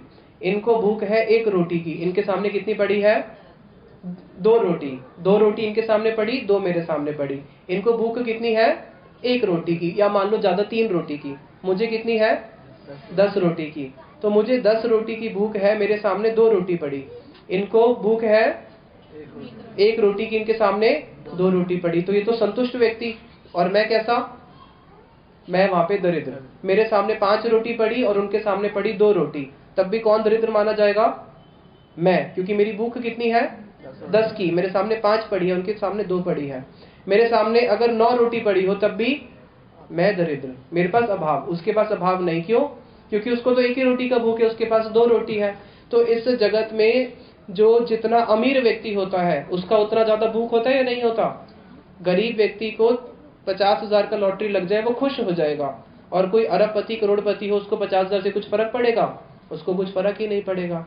तो जिसको जितना ज्यादा पैसा चाहिए इस जगत में, जिसको जितनी ज्यादा पैसे की भूख है, वो उतना क्या है? वो उतना दरिद्र है। तो बोला कि ये राजा इन सबसे भी दरिद्र है, इतना होने के बाद भी इसका पेट भरता नहीं है। उसको तो फिर भी 2 वक्त की रोटी मिल जाएगी, उसका पेट भर जाएगा। तो इस जगत में हमारे को जब तक कृष्ण प्रेम धन नहीं मिलेगा, हम सब लोग क्या है? हम सब लोग दरिद्र हैं। कभी भी हमारी इच्छाएं पूर्ण हो ही नहीं सकती। कभी कोई बोलता है मेरी इच्छा पूर्ण हो गई, लेकिन जिसको एक बारी प्रेम धन मिल जाए उसको फिर सब मिल गया, फिर वो बन जाता है निष्काम, उसकी सारी कामना पूरी हो जाती है। क्योंकि कृष्ण मिल गए ना। कृष्ण है पूर्ण वस्तु और ये जगत है अपूर्ण। जब तक हमें पूर्ण वस्तु नहीं मिलेगी, क्या हम पूर्ण सैटिस्फाई हो सकते हैं? अगर आपको पूर्ण वस्तु मिल गई तो आप पूर्ण सैटिस्फाई हो जाओगे, लेकिन जब तक पूर्ण वस्तु नहीं मिली तब तक हमारे हृदय में क्या रहता है? अभाव रहता ही है। तो इसलिए अगर गिरिराज जी से कुछ मांगना है तो क्या मांगेंगे? कृष्ण को ही मांगेंगे, कृष्ण प्रेम धन मांगेंगे, कृष्ण की भक्ति मांगेंगे। अगर उसको छोड़ के कुछ और मांग लिया तो गुरुदेव बोलते थे फिर क्या किया? अपने आप को ही हम लोगों ने ठग लिया। इसलिए गिरिराज जी से आज हम परिक्रमा करेंगे। अभी गिरिराज जी को हम बीच में लेके आएंगे। सब लोग गिरिराज जी से परिक्रमा करके क्या मांगेंगे? मुझे कृष्ण प्रेम धन की प्राप्ति हो। और कृष्ण प्रेम धन कलयुग में बहुत सरल है मिलना। कैसे सरल है? ये जो माला है, ये माला जिनके पास है बहुत अच्छा है, जिनके पास नहीं है कल लास्ट डे है। हम प्रयास करेंगे अगर यहाँ पे कहीं माला मिल जाए तो ले आएंगे। आप लोग इस माला को लेना। जिसके पास ये माला है वो ही वास्तविक में धनी है। जिसके पास भगवान का नाम धन नहीं, वो सब कैसे हैं? वो सब दरिद्र हैं। मीराबाई क्या कहती है अपने कीर्तन में? सुंदर काया माटी होगी, चर्चा होगी गली गली, ले लो रे कोई राम का प्यारा, आवाज लगाऊं गली गली। जिन्होंने लूटे ये सब मोती, वो सब माला माल हुए, बने पुजारी माया के, आखिर में सब कंगाल हुए। आखिर में सब कंगाल हो जाएंगे। जिन्होंने इस नाम के मोती को लूट लिया, अभी समय है, लूट लो जितना लूटना है। होता है ना, लूट मचती है तो क्या करते हैं? सब लोग लूट लेते हैं। तो अभी लूट मची हुई है, जितना लूटना है लूट लो। अंत में जब प्राण छूट जाएंगे तब क्या करोगे? तब नहीं लूट पाओगे। इसलिए अभी लुटा रहे हैं हमको, हमारे गुरुवर लुटा रहे हैं। जितना नाम लेना है उतना ले सकते हो, बाद में नहीं ले पाओगे। इसलिए अभी क्या करो? अभी से ही आंख खोल लो और भगवान के नाम को लेना शुरू कर दो, बाद में कुछ भी नहीं जाएगा। जैसे हमें हमारे गुरुदेव बड़ा सुंदर उदाहरण देते थे। एक जम्मू का राजा था जिसका नाम था राजा हरीश सिंह। जब सरकार ने जम्मू को भी अपने इंडियन कॉन्स्टिट्यूशन में ले लिया तो सरकार क्या करेगी? जितने बड़े बड़े राजा हैं उन सबका जो राजमहल है अब वो सरकार का हो जाएगा, सारी संपत्ति सरकार की हो जाएगी। लेकिन राजा के महल में अंदर जो वस्तु पड़ी है उसके ऊपर आपका अधिकार है। तो हरीश सिंह के जो वंशज थे उनको सरकार ने बोला कि आपके लिए महल खोल दिया है, कुछ दिन का समय दिया, महल में जितना सामान है वो आपका है, आप उसको लेके निकल जाओ।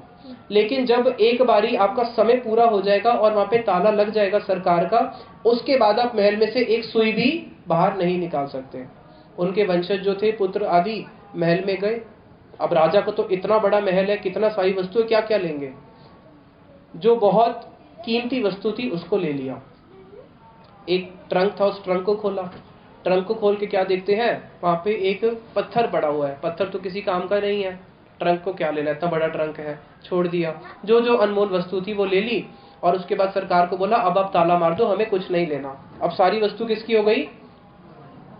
कई सालों तक वहां ताला लगा रहा।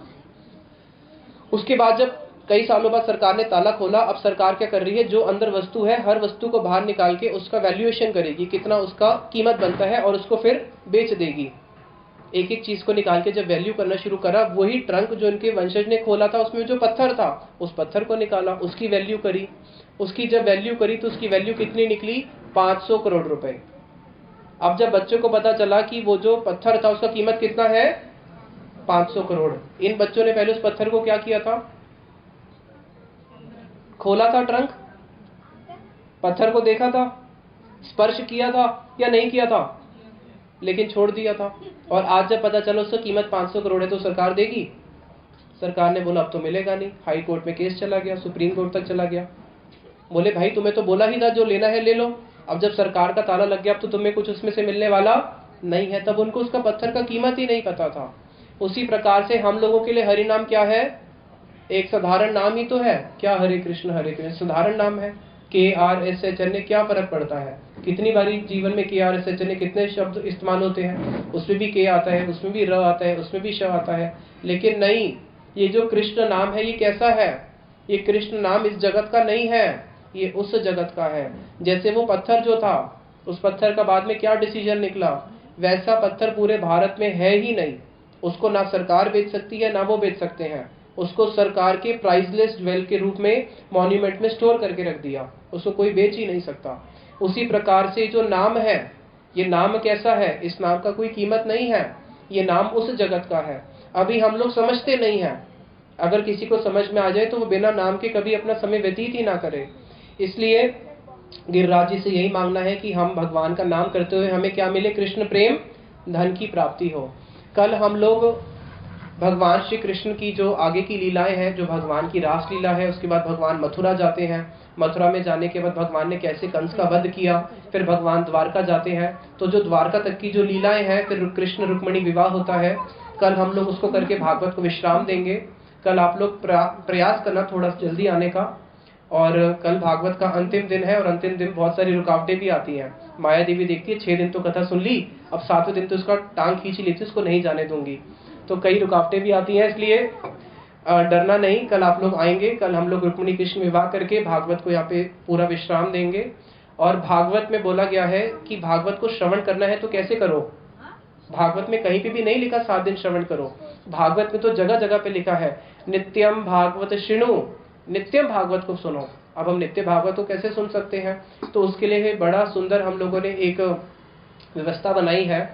यहाँ पे ये जो पीछे आप देख रहे हैं, ये जो पेंट हाउस पे जो रूम है, इस रूम में जो हमारे अरविंद प्रभु है, इस रूम के अंदर बड़ा सुंदर सुंदर भगवान की लीलाओं का पूरा चित्र करके इस रूम को एक सत्संग रूम की तरह बनाएंगे, जिसमें एवरी संडे यहाँ पे भागवत कथा होगी। एवरी संडे भागवत में से कोई ना कोई एक प्रसंग, जैसे प्रहलाद महाराज जी की शिक्षाएं हैं, ध्रुव महाराज जी की शिक्षाएं हैं, भागवत में 10वें स्कंद में भगवान की बड़ी सुंदर लीलाएं हैं, अमरीश महाराज जी का चरित्र है। ये जो भागवतम की एवरी संडे यहाँ पे क्लास होगी। तो आप लोगों ने क्या करना है, इसके बाद भागवत हो गई नहीं, आप लोगों ने एवरी संडे यहाँ पे आना है और यहाँ पे मिलके क्या करना है, भगवान का नाम कीर्तन करना है, भगवान की कथाओं को सुनना है, और भगवान की कथाओं को सुनने के बाद उसको आगे प्रचार भी करना है। क्योंकि अगर हम जब तक भगवान की हरि कथा से हमारा संबंध नहीं होगा, भगवान से नहीं हो सकता। भगवान से संबंध बनाने का जो माध्यम है, वो माध्यम क्या है, भगवान की हरि कथा। तो यहाँ पे आप लोग एवरी संडे भगवान की हरि कथा आपको सुलभ हो जाएगी, और उससे आप बहुत जल्दी आपका जो मन है वो भगवान के चरणों में जाएगा। क्योंकि भागवत में कृष्ण भगवान खुद कहते हैं, क्या कहते हैं, प्रविष्ट कर्ण रंध्रेन, कि मैं अपनी कथा के माध्यम से क्या करता हूँ। भागवत के जो श्लोक है वो सरल नहीं, वो इस संसार के साधारण श्लोक नहीं है। मैं उसके माध्यम से कर्ण में घुस जाता हूँ, और कर्ण में घुसने के साथ उसके हृदय में जाके बैठ जाता हूँ। तो जितना हम अपने कानों से भगवान की हरि कथा सुनेंगे, उतना हमारा हृदय क्या होता रहेगा, प्यूरिफाई होता रहेगा। और जितना हृदय प्यूरिफाई होगा, उतना हम कृष्ण के और नजदीक जाएंगे। अभी हम सब लोग खड़े होकर गिरिराज जी की परिक्रमा करते हैं। बोलो गिरिराज महाराज की जय। आप सब लोग खड़े हो जाइए।